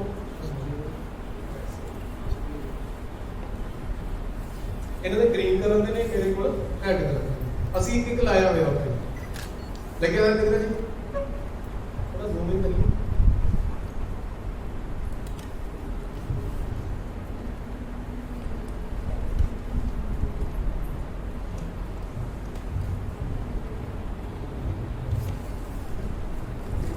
ਕਲੀਅਰ। ਹੁਣ ਇਹਨਾਂ ਨੇ ਕੀ ਕੀਤਾ, ਇੱਕ ਵਾਰ ਉਹ ਥਰੋ ਕੀਤੇ ਡਾਈਸ, ਇਹਨਾਂ ਦਾ 1 ਪੁਆਇੰਟ ਲੱਗ ਗਿਆ। ਫਿਰ ਮੈਂ ਇੱਕ ਵਾਰ ਕੀਤੇ, ਮੇਰਾ 1 ਪੁਆਇੰਟ ਲੱਗ ਗਿਆ। ਹੁਣ ਇਹਦੇ ਵਿੱਚ ਅੱਗੇ ਗੇਮ ਇਦਾਂ ਹੀ ਚੱਲਦੀ ਜਾਊਗੀ ਤੇ ਜਿਸ ਦੇ ਪਿੰਨ ਜ਼ਿਆਦਾ ਲੱਗੇ ਹੋਣਗੇ ਉਹ ਬੰਦਾ ਜਿੱਤ ਜੂਗਾ। ਜੇ ਇਹਨਾਂ ਦੇ ਪਿੰਨ ਜ਼ਿਆਦਾ ਹੋਣਗੇ ਤਾਂ ਇਹ ਜਿੱਤ ਜਾਣਗੇ, ਜੇ ਮੇਰੇ ਪਿੰਨ ਜ਼ਿਆਦਾ ਹੋਣਗੇ ਤਾਂ ਮੈਂ ਜਿੱਤ ਜਾਊਂਗਾ। ਠੀਕ ਹੈ, ਵਨ ਟਾਈਮ ਤੁਹਾਡਾ, ਵਨ ਟਾਈਮ ਮੇਰਾ, ਵਨ ਟਾਈਮ ਏਦਾਂ ਅਸੀਂ 10 ਵਾਰ ਜਾਂ ਬੱਚੇ ਨੂੰ ਵੰਡ ਸਕਦੇ ਹਾਂ, ਅਸੀਂ 5-5 ਵਾਰ ਖੇਡਣਾ ਜਾਂ 10-10 ਵਾਰ ਖੇਡਣਾ ਉਹ ਬਾਅਦ। ਹੁਣ ਤੁਸੀਂ ਦੱਸੋ ਵੀ ਆਪਾਂ ਜਿਹੜਾ ਵਿਨਰ ਕੌਣ ਹੋ ਸਕਦਾ ਹੈ, ਤੁਸੀਂ ਕਿਵੇਂ ਕੋਈ idea just unpredictable. Unpredictable okay, मतलब विनर होगा ना पक्का। हाँ जी। ओके नहीं मे बी क्योंकि एक जो पॉजिटिव ज्यादा पॉजिटिव नंबर्स पॉजिटिव नहीं, पॉजिटिव ਜਿਹਦੇ ਪਿੰਨ ਜ਼ਿਆਦਾ ਹੁੰਦੇ ਮਤਲਬ ਇੱਕ ਵਾਰ ਤੁਸੀਂ ਡਾਈਸ ਥਰੋ ਕੀਤੇ, ਇੱਕ ਪਿੰਨ ਮਿਲਦਾ, ਇੱਕ ਵਾਰ ਮੈਂ ਕੀਤੇ, ਮੈਂ ਪਿੰਨ, ਫਿਰ ਤੁਹਾਡੀ ਵਾਰੀ, ਫਿਰ ਮੇਰੀ ਵਾਰੀ, 5 ਵਾਰੀ ਜਿਹਦੇ ਪਿੰਨ ਜ਼ਿਆਦਾ ਹੋਣਗੇ ਉਹ ਜਿੱਤੂਗਾ। सिर्फ एक इक्वल प्रॉबिलिटी है। Equal probability. हाँ जी। और कोई इक्वल प्रोबेबिलिटी है, प्रोबेबिलिटी इक्वल है कि जितने नहीं मिल सकते, नहीं कोई नहीं जीतूगा। कोई नहीं। ओके, और कोई एनी एक ही चीज में ज्यादा लगेगा, जितूगा। हाँ जीतूगा, पक्का जितूगा। हाँ जी हाँ जी, दस ਤੁਸੀਂ ਬੈਠੇ ਬੈਠੇ ਬੋਲ ਸਕਦੇ, ਕੋਈ ਇਸ਼ੂ ਮਾਈਕ ਲੈ ਸਰ ਜਿਹੜਾ ਚੱਕਰ ਤੋਂ ਬਾਹਰ ਨਿਕਲੂਗਾ ਉਹਦਾ ਜਿਹੜੀ ਚੱਕਰ ਤੋਂ ਡਾਈਸ ਬਾਹਰ ਚਲੇ ਗਿਆ ਉਹ 0 Zero ਹੈ। 0 ਮਤਲਬ 0 ਵੀ ਤੇ ਦਬਾਂਗੇ ਨਾ, 0 ਮਤਲਬ 1 0 ਆ ਗਿਆ, 1 0 ਲੱਗ ਜੂਗਾ, 1 0 x ਐਕਸਿਸ ਤੇ ਲੱਗ ਜੂਗਾ, ਜੇ 0 1 ਹੈ ਤਾਂ y ਐਕਸਿਸ ਤੇ ਲੱਗ ਜੂਗਾ, ਨਹੀਂ ਕਰਨਾ ਸਰ 0 ਜੇ 0 0 ਆ ਤਾਂ ਓਰੀਜਨ ਤੇ ਲੱਗ ਜੂਗਾ। ਪੁਆਇੰਟ ਤਾਂ ਲੱਗਣਗੇ, ਪੁਆਇੰਟ ਜਿੰਨੀ ਵਾਰ ਸੈੱਟ ਹੋ ਗਿਆ ਪੁਆਇੰਟ ਇੱਥੇ ਕਿਤੇ ਨਾ ਕਿਤੇ ਹੋਊਗਾ। ਹਾਂਜੀ ਸਰ, ਉਹ ਦੱਸਣਾ ਤੁਹਾਡੇ ਪਿੱਛੇ ਨੇ सर -7 -5 आ गई, फिर वो ग्रीन बॉक्स से हम लोग थे अपना ਨਹੀਂ, हां ਉਹ ਓਰੀਜਨ ਤੋਂ ਸਾਈਡ ਤੇ ਕਰ ਲਾਂਗੇ। नहीं सर ओरिजिनल नहीं ना वो ग्रीन ਨਹੀਂ, बॉक्स ਗ੍ਰੀਨ ਬਾਕਸ ਨੂੰ ਪਰੇ ਕਰ ਲਾਂਗੇ, ਉਹਦਾ ਪੇਪਰ ਉੱਪਰ ਰੱਖਿਆ ਹੋਇਆ। ਉਹਦਾ ਜਸਟ ਇਹ ਹੈ ਕਿ ਜੇ ਪਿੰਕ ਤੁਹਾਡੇ ਤੱਕ ਲਿਆਉਣੀ ਸੀ ਤਾਂ ਉਹਦਾ ਕਲਿੱਕ ਕੀਤੀ ਹੈ, ਅਦਰਵਾਈਜ਼ ਉਹ ਸਾਈਡ ਤੇ ਰੱਖ ਕੇ ਕੀਤੀ। ਕੋਈ ਹੋਰ ਪਰਸੈਪਸ਼ਨ ਐਨੀ। ਅੱਛਾ ਚਲੋ ਆਪਾਂ ਇਹਨੂੰ ਜ਼ਿਆਦਾ ਨਹੀਂ ਲੰਬਾ ਖਿੱਚਦੇ। ਸੋ ਇਹਦੇ ਵਿੱਚ ਬੇਟਾ ਇਦਾਂ ਹੈ, ਮੰਨ ਲਓ ਮੈਂ ਇੱਕ ਵਾਰ ਥਰੋ ਕੀਤਾ, ਮੇਰਾ ਇੱਕ ਪੁਆਇੰਟ ਆ ਗਿਆ 2 3 x2 y3, ਉੱਥੇ ਮੈਂ ਆਪਣਾ ਪਿੰਨ ਲਗਾਤਾ, ਠੀਕ ਹੈ, ਉੱਥੇ ਮੇਰਾ ਕਬਜ਼ਾ ਹੋ ਗਿਆ। ਫਿਰ ਇਹਨਾਂ ਨੇ ਸੱਟਿਆ, ਇਹਨਾਂ ਦਾ ਵੀ ਕਿਤੇ ਨਾ ਕਿਤੇ 2 3 ਆ ਗਿਆ, ਉੱਥੇ ਤਾਂ ਪਹਿਲਾਂ ਹੀ ਮੈਂ ਬੈਠਾ, ਉੱਥੇ ਮੇਰੇ ਕਿੱਥਾ ਲਾਣਗੇ, ਲਾ ਨਹੀਂ ਨਾ ਸਕਦੇ। ਇੱਥੋਂ ਇਹ ਵੀ ਦੱਸਣਾ ਕਿ ਜਿਹੜਾ ਇੱਥੇ ਹੈਗਾ, ਇੱਥੇ ਇੱਕ ਪੁਆਇੰਟ ਲਈ ਇੱਕੋ ਹੀ ਕੋਆਰਡੀਨੇਟਸ ਨੇ, ਇੱਕੋ ਹੀ ਨਿਰਦੇਸ਼ਕ ਨੇ, ਦੂਜੇ ਹੀ ਔਰ ਉਹ ਪੁਆਇੰਟਸ ਟਾਈਟਲੀ ਪੈਕਡ ਹੈਗੇ ਨੇ, ਓਵਰਲੈਪ ਨਹੀਂ ਹੈਗੇ। ਇੱਕ ਪੁਆਇੰਟ ਲਈ ਇੱਕੋ ਹੀ ਪੁਆਇੰਟ ਹੈਗੇ ਨੇ, ਇੱਕੋ ਹੀ ਨਿਰਦੇਸ਼ਕ ਹੈਗੇ ਨੇ, ਦੂਜੇ ਨਹੀਂ ਹੈਗੇ। ਇਹ ਦੱਸਣਾ ਆਪਾਂ ਨੂੰ। ਅਸੀਂ ਉਹਨਾਂ ਨੂੰ ਜਿੱਥੇ ਪਹਿਲਾਂ ਕਿਸੇ ਬੰਦਾ ਕਬਜ਼ਾ ਹੋ ਗਿਆ ਉਸ ਦੇ ਹੋ ਗਿਆ, ਉੱਥੇ ਤੁਸੀਂ ਦੂਜਾ ਕਬਜ਼ਾ ਨਹੀਂ ਕਰ ਸਕਦੇ। ਜਾਂ ਇਹਦਾ ਰੂਲ ਤੁਸੀਂ ਆਪਣੇ ਅਕੋਰਡਿੰਗ ਬਦਲ ਸਕਦੇ ਹੋ ਵੀ ਮੰਨ ਲਓ ਪਹਿਲਾਂ ਮੇਰਾ ਕਬਜ਼ਾ ਸੀ, ਹੁਣ ਤੁਸੀਂ ਉਹ ਚੀਜ਼ ਮੁੱਲ ਲੈ ਲਈ, ਮੇਰਾ ਪਿੰਨ ਪੱਟ ਦੋ ਨਾਲ, ਮਤਲਬ ਇੱਕੋ ਜਗ੍ਹਾ ਤੇ ਦੋ ਪਿੰਨ ਨਹੀਂ ਲੱਗ ਸਕਦੇ ਕਿਉਂਕਿ ਪੁਆਇੰਟ ਕੀ ਆ, ਸੇਮ। ਇਹ ਚੀਜ਼ ਬੰਦ ਖੇਡਣਗੇ ਤਾਂ ਡੈਫੀਨਿਟਲੀ ਇੱਥੇ ਉਹਨੇ ਕਲਰ ਕੋਡਿੰਗ ਯੂਜ਼ ਕੀਤੀ ਆ। ਪਹਿਲੀ ਗੱਲ ਤਾਂ ਡਾਈਸ ਨੂੰ ਐਕਸਿਸ ਦੇ ਨਾਲ ਦਾ ਰੰਗ ਦਿੱਤਾ, ਠੀਕ ਹੈ ਜੀ। ਦੂਸਰਾ ਅਸੀਂ ਪਿੰਸ ਅਲੱਗ-ਅਲੱਗ ਕਰ ਲਏ ਤਾਂ ਉਹਦੇ ਨਾਲ ਉਹਨਾਂ ਨੂੰ ਕੋਆਰਡੀਨੇਟਸ ਦਾ ਜਿਹੜਾ ਹੈਗਾ ਚੰਗੀ ਤਰ੍ਹਾਂ ਗਿਆਨ ਹੋ ਜਾਊਗਾ ਵੀ ਅਸਲ 'ਚ ਇਹ ਕਿੱਥੇ ਹੁੰਦੇ। ਖਾਸ ਕਰਕੇ ਬੱਚੇ ਦਿੱਕਤ ਕਿੱਥੇ ਮਹਿਸੂਸ ਕਰਦੇ ਨੇ ਜਦੋਂ ਕੋਈ x ਜਾਂ y 0 ਹੋ ਜਾਂਦਾ, ਫਿਰ ਉਹ ਕਈ ਵਾਰੀ ਉਲਝ ਜਾਂਦੇ ਨੇ ਵੀ ਇਹ ਪੁਆਇੰਟ ਕਿੱਥੇ ਹੋਊਗਾ, ਕੀ ਐਗਜ਼ਿਸਟ ਵੀ ਕਰਦਾ ਕਿ ਨਹੀਂ ਕਰਦਾ। ਹੁਣ ਇੱਥੇ ਅਸੀਂ ਵਾਲਸ ਦੇ ਵਿੱਚ ਵੀ ਕਰ ਸਕਦੇ ਹਾਂ ਵੀ ਮੰਨ ਲਓ ਕੋਈ x ਵਾਲੀ ਵਾਲ ਜਿਹੜੀ ਹੈਗੀ ਆ, ਇਹਨੂੰ ਅਸੀਂ ਵੀ ਤੁਹਾਨੂੰ ਜਾਣੀ ਹੈ y ਵਾਲੀ ਵਾਲ ਹੈ ਜਿਹੜੀ ਇੱਧਰ ਨੂੰ ਦੇਖਣੀ ਆ, ਉਹ x ਵਾਲੀ ਵਾਲ ਹੈ। ਜਦੋਂ ਅਸੀਂ x ਵਾਲੀ ਵਾਲ ਤੋਂ ਕੰਧ ਤੋਂ y ਵੱਲ ਨੂੰ ਜਾਂਦੇ ਆ ਤਾਂ ਉੱਥੇ ਕੀ ਆ, y ਦਾ ਮੁੱਲ ਘਟਦਾ ਚਲੇ ਜਾਂਦਾ ਤੇ x ਦਾ ਵੱਧਦਾ ਜਾਂਦਾ। ਕਲੀਅਰ ਹੈ? ਜੇ ਅਸੀਂ x ਤੋਂ y ਵੱਲ ਨੂੰ ਜਾਂਦੇ ਆ ਤਾਂ ਉੱਥੇ ਕੀ ਆ, x ਦਾ ਘਟਣਾ ਸ਼ੁਰੂ ਹੋ ਜਾਂਦਾ ਤੇ y ਦਾ ਵਧਣਾ ਸ਼ੁਰੂ ਹੋ ਜਾਂਦਾ। ਇਹ ਚੀਜ਼ਾਂ ਉਹਨਾਂ ਦੇ ਮਤਲਬ ਜ਼ਿਹਨ 'ਚ ਹੋਣੀਆਂ ਚਾਹੀਦੀਆਂ ਨੇ। ਇਹ ਨਾ ਹੋਵੇ ਬਸ ਉਹ ਹਰ ਚੀਜ਼ ਨੂੰ ਹੱਲ ਕਰਕੇ ਹੀ ਦੇਖੋ। ਜਿਹੜਾ ਪਹਿਲਾ ਵੀ ਸੀ ਉੱਥੇ ਜਿਹੜੀ ਪਹਿਲੀ ਸੀਗਾ a plus b plus c z square, ਉੱਥੇ ਮੇਰਾ ਮਤਲਬ ਇਹ ਸੀ ਦੱਸਣ ਦਾ ਕਿ ਜਿਹੜੇ ਸਾਡੀਆਂ ਅਲੱਗ-ਅਲੱਗ ਬ੍ਰਾਂਚਸ ਨੇ ਉਹ ਇੰਟਰਲਿੰਕਡ ਨੇ। ਜਿੱਦਾਂ ਸਾਡੇ ਸਬਜੈਕਟ ਇੰਟਰਲਿੰਕਡ ਨੇ ਉਸੇ ਤਰ੍ਹਾਂ ਸਾਡੀਆਂ ਬ੍ਰਾਂਚਸ ਵੀ ਇੰਟਰਲਿੰਕਡ ਨੇ।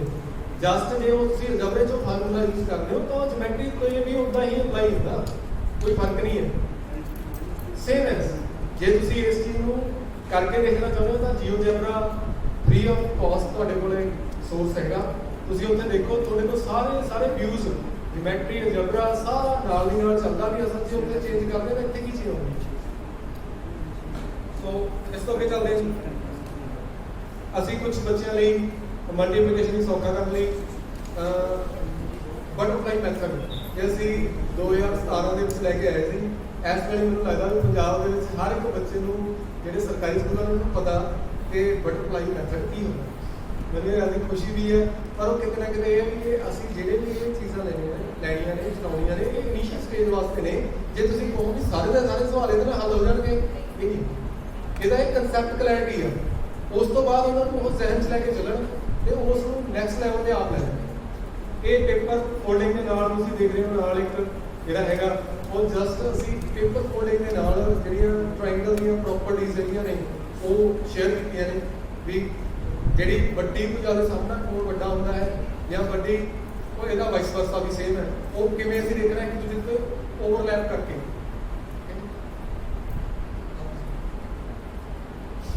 क्लियर है?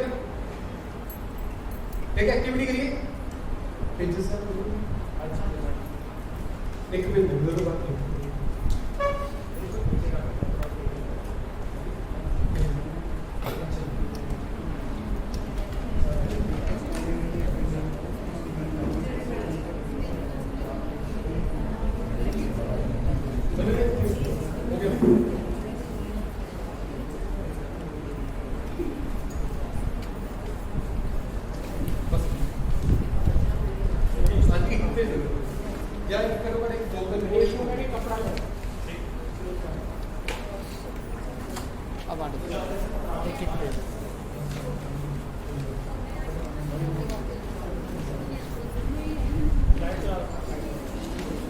अच्छा मैथमेटिक्स ਦੀਆਂ ਐਕਟੀਵਿਟੀਜ਼ ਕਿੰਨੀਆਂ ਹੁੰਦੀਆਂ ਨੇ? ਮੈਂ ਪਹਿਲਾਂ ਤੁਹਾਨੂੰ ਸ਼ੇਅਰ ਕੀਤਾ ਤੁਹਾਡੇ ਨਾਲ ਕਿੰਨੀ ਪੈਕਿੰਗ ਹੁੰਦੀਆਂ ਨੇ। ਕੋਈ ਪੈਕਿੰਗ ਚੱਕ ਲਿਓ, ਮੈਂ ਤਾਂ ਮੋਡਲ ਬਚ ਨਹੀਂ ਜਿਹੜੀ ਤੁਹਾਡੇ ਸਾਹਮਣੇ ਹੁੰਦੀ ਹੈ ਤੁਹਾਡੇ ਹੱਥ 'ਚ ਇੱਥੋਂ ਤੁਸੀਂ ਚੱਕਿਆ ਮੈਂ ਤਾਂ ਮੋਡਲ ਹੈਗਾ। ਹਾਂਜੀ ਬੇਟਾ ਇਹ ਮੈਂ ਤਾਂ ਮੋਡਲ ਹੈਗਾ, ਉਹਨੇ ਸ਼ੌਕ ਪਿਆ ਸੀ ਉੱਥੇ। ਇਹ ਮੈਂ ਤਾਂ ਮੋਡਲ ਹੈਗਾ ਕੀ ਹੈ ਇਹ?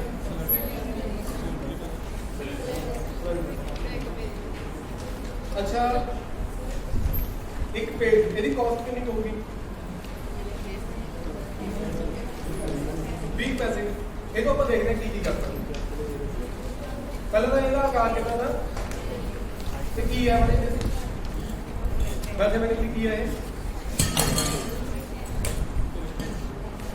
ਮੈਂ ਤੁਹਾਨੂੰ ਸਾਰਿਆਂ ਨੂੰ ਕਲੀਅਰਲੀ ਇੰਸਟਰਕਟ ਕਰੂੰਗਾ ਕਿ ਕੀ ਕਰਨਾ। ਤੁਸੀਂ ਧਿਆਨ ਨਾਲ ਇੱਧਰ ਹਾਂਜੀ ਬੇਟਾ ਇਹ ਕੀ ਹੈ? ਰੈਕਟੈਂਗਲ। ਕਿੰਨੇ ਕੋਨੇ ਕਹਿੰਦੇ ਰੈਕਟੈਂਗਲ ਹੈ? ਸੌਰੀ ਅੱਛਾ ਥੋੜਾ ਜਿਹਾ ਖਿਆਲ ਰੱਖਣਾ, ਰੈਕਟੈਂਗਲ ਐਂਡ ਰੈਕਟੈਂਗੂਲਰ ਥੋੜਾ ਜਿਹਾ ਟੈਕਨੀਕਲ। ਜਿਹੜੀ ਚੀਜ਼ ਨੂੰ ਮੈਂ ਕੱਟ ਕੇ ਹੱਥ 'ਚ ਫੜ ਕੇ ਐਦਾਂ ਦਿਖਾਤਾ ਉਹ ਨਾ ਸਰਕਲ ਹੋ ਸਕਦੀ ਹੈ, ਨਾ ਸਕੁਅਰ ਹੋ ਸਕਦੀ ਹੈ, ਨਾ ਉਹ ਰੈਕਟੈਂਗਲ।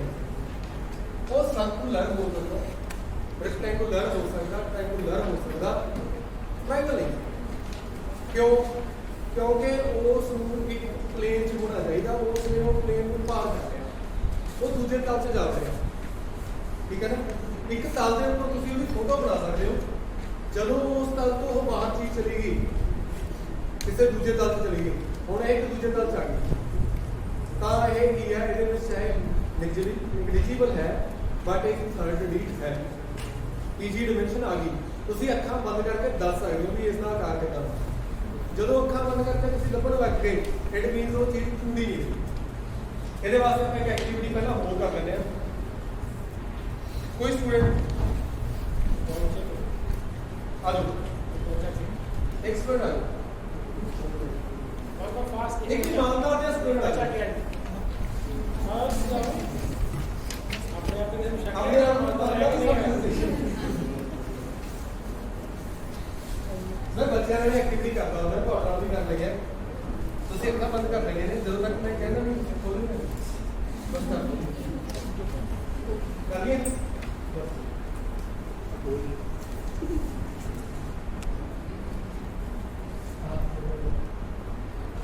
ਇਹ ਵਾਈਟ ਗ੍ਰੀਨ ਹੋਲ ਹੈ ਇਹਦੇ ਵਿੱਚ ਕੁਝ ਬਣਾਇਆ ਤੁਸੀਂ ਫਾਈਂਡ ਕਰਨਾ ਅੱਖਾਂ ਬੰਦ ਕੀਤੇ ਕੀ ਬਣਾਇਆ ਤੇ ਕਿੱਥੇ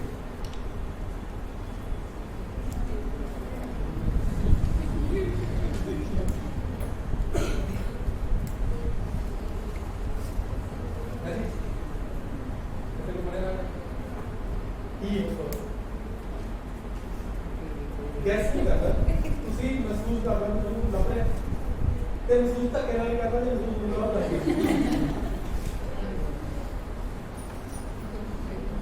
ਨਹੀਂ ਓਕੇ ਅਕਾ ਦੋ ਅੱਛਾ ਤੁਹਾਡੇ ਜੋ ਕੋਈ ਹੈਗਾ ਕਿ ਤੁਸੀਂ ਇੱਕ ਟੀਵੀ ਤੇ ਦੇਖਿਆ ਸੀ ਸ਼ਾਇਦ ਉਹ ਤਾਂ ਬੰਦ ਕਰਕੇ ਕੁਝ ਕਰਦੇ ਸੀ ਮੈਂ ਕਰਕੇ ਦੇਖਿਆ ਮੈਨੂੰ ਤਾਂ ਹੋਇਆ ਨਹੀਂ ਕਿ ਤੁਹਾਡੇ ਕੋਲ ਕੋਈ ਸੈਂਸਰ ਦਾ ਨਹੀਂ ਹੈਗਾ ਤਾਂ ਆ ਨਹੀਂ ਨਾ ਹੋਊਗਾ ਤਾਂ अच्छा बोल मैं कहना अरे अखा बंदी रखो अखा बंदी रखो ऐसे कुछ पे है आलू लबो कितने पे ते की पे ਉਹਦਾ ਕਾਰ ਮੈਥਮੈਟਿਕਲੀ ਕਿਦਾਂ ਮੈਥਮੈਟਿਕਲੀ ਕੀ ਹੈ ਕਿਦਾਂ ਦਾ ਕਾਰ ਹੈ ਕੀ ਬਾਤ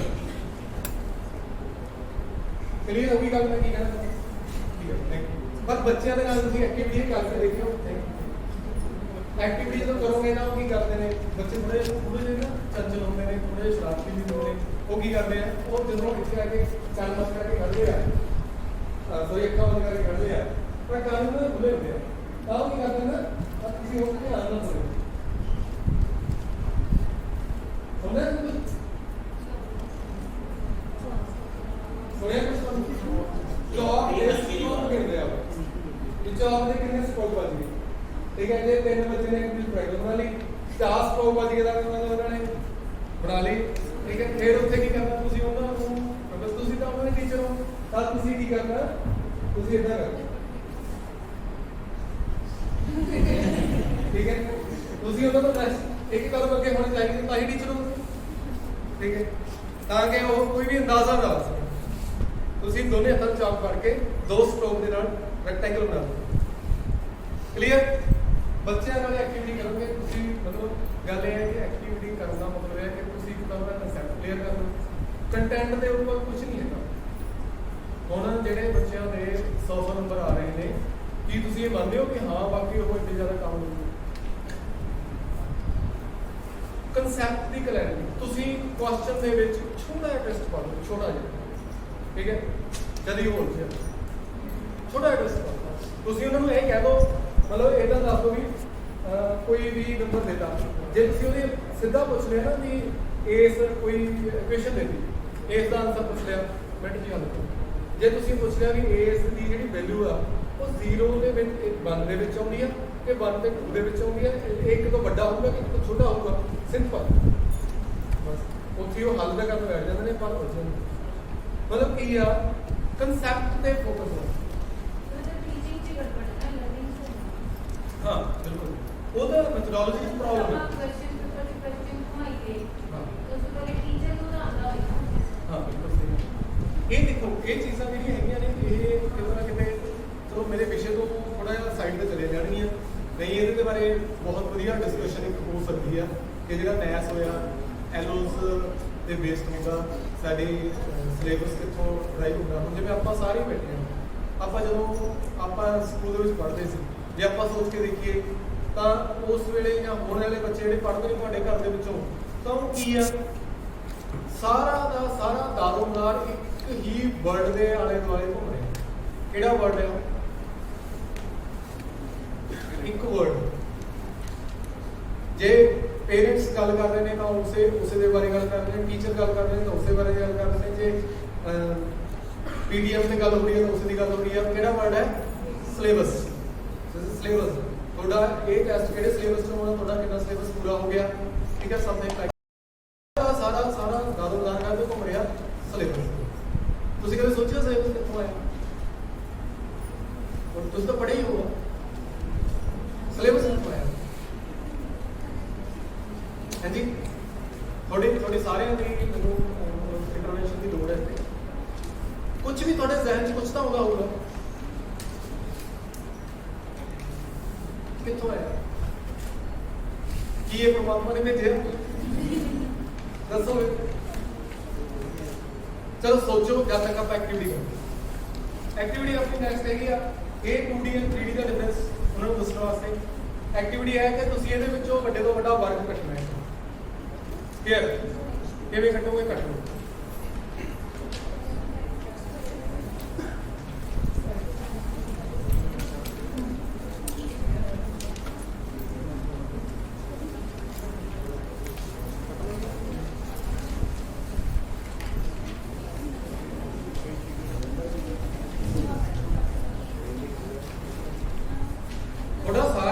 स्केल का साइड सेम मिलेगा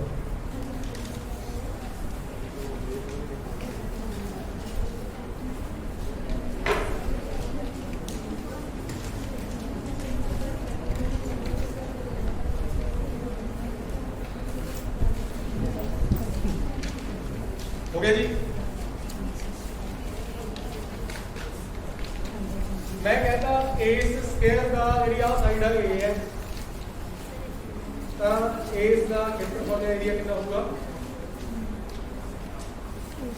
यदि ए स्क्वायर ए इंटू ए पूजा पूरा हो गया ठीक है अच्छा ये हाफ फोल्ड कर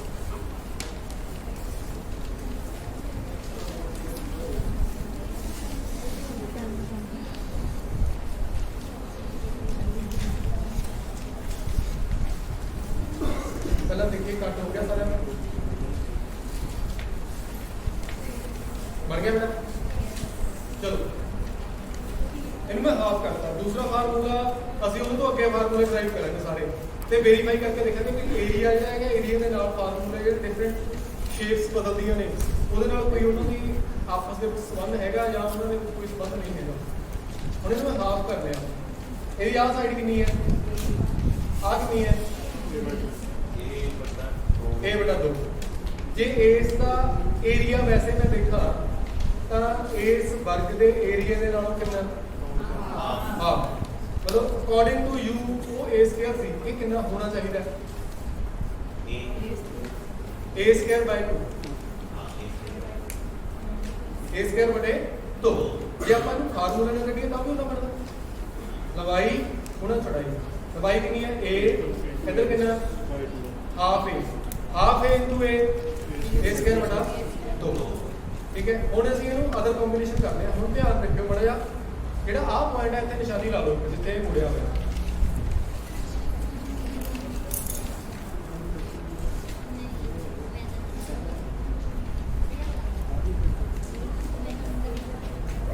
ਕਿਸੇ ਵੀ ਪਾਸੇ ਉੱਪਰ ਜਾਂ ਥੱਲੇ ਥੋੜੀ ਜਿੱਥੇ ਮਰਜ਼ੀ ਹੈ ਆਹ ਨਿਸ਼ਾਨੀ ਲਾ ਲਈ ਇਸ ਨੂੰ ਅਸੀਂ ਐਸ ਕਾਰਨਰ ਨਾਲ ਜਾਂ ਐਸ ਇੱਕ ਕਾਰਨਰ ਨਾਲ ਲਾ ਲਓ ए पॉइंट ਨੂੰ ਐਸ ਕਾਰਨਰ ਨੂੰ ਬਣਾ ਲਓ ਹੋਲਡ ਕਰ ਲਓ ਪਲੀਜ਼ ਬਣਾ ਲਓ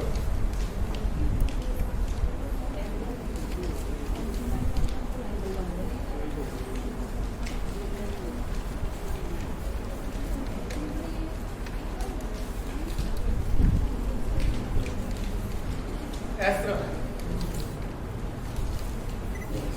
ਇਹ ਹਾਫ ਨੂੰ ਇਧਰ ਪੂਰੇ ਕਾਰਨਰ जिथे सेंटर से मुड़िया सी वो ट्रीज ਨੂੰ ਸੀ ਇਧਰਲੇ ਪਾਸੇ ਬੁਲਾਉਣਾ ਤੇ ਕੱਟ ਲੈਣਾ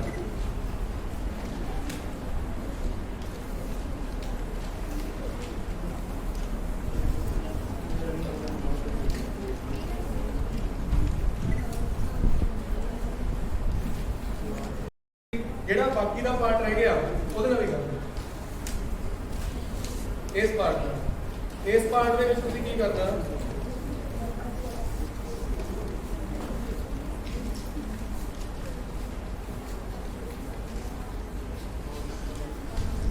दो पीस का इधर लंबे कट लेने ਸਿੱਧੇ ਸਿੱਧੇ ਠੀਕ ਹੈ। ਤਿੰਨ ਪੀਸਿਸ ਆਪਾਂ ਥੋੜੇ ਜਿਹੇ ਛੋਟੇ ਕਰਕੇ ਕੱਟਣੇ ਜਿਹਦੇ ਨਾਲ ਇਹਦੇ ਨਾਲ ਆਕਾਰ ਦਾ ਫਰਕ ਹੋਵੇ।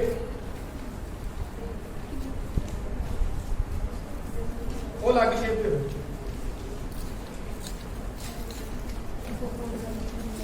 ਮੈਂ ਥੋੜੀ ਕਾਲੀ ਕਰ ਰਿਹਾ ਇਸ ਕਰਕੇ ਚੀਜ਼ ਪ੍ਰੋਪਰ ਸ਼ਾਇਦ ਨਹੀਂ ਬਣ ਰਹੀਆਂ।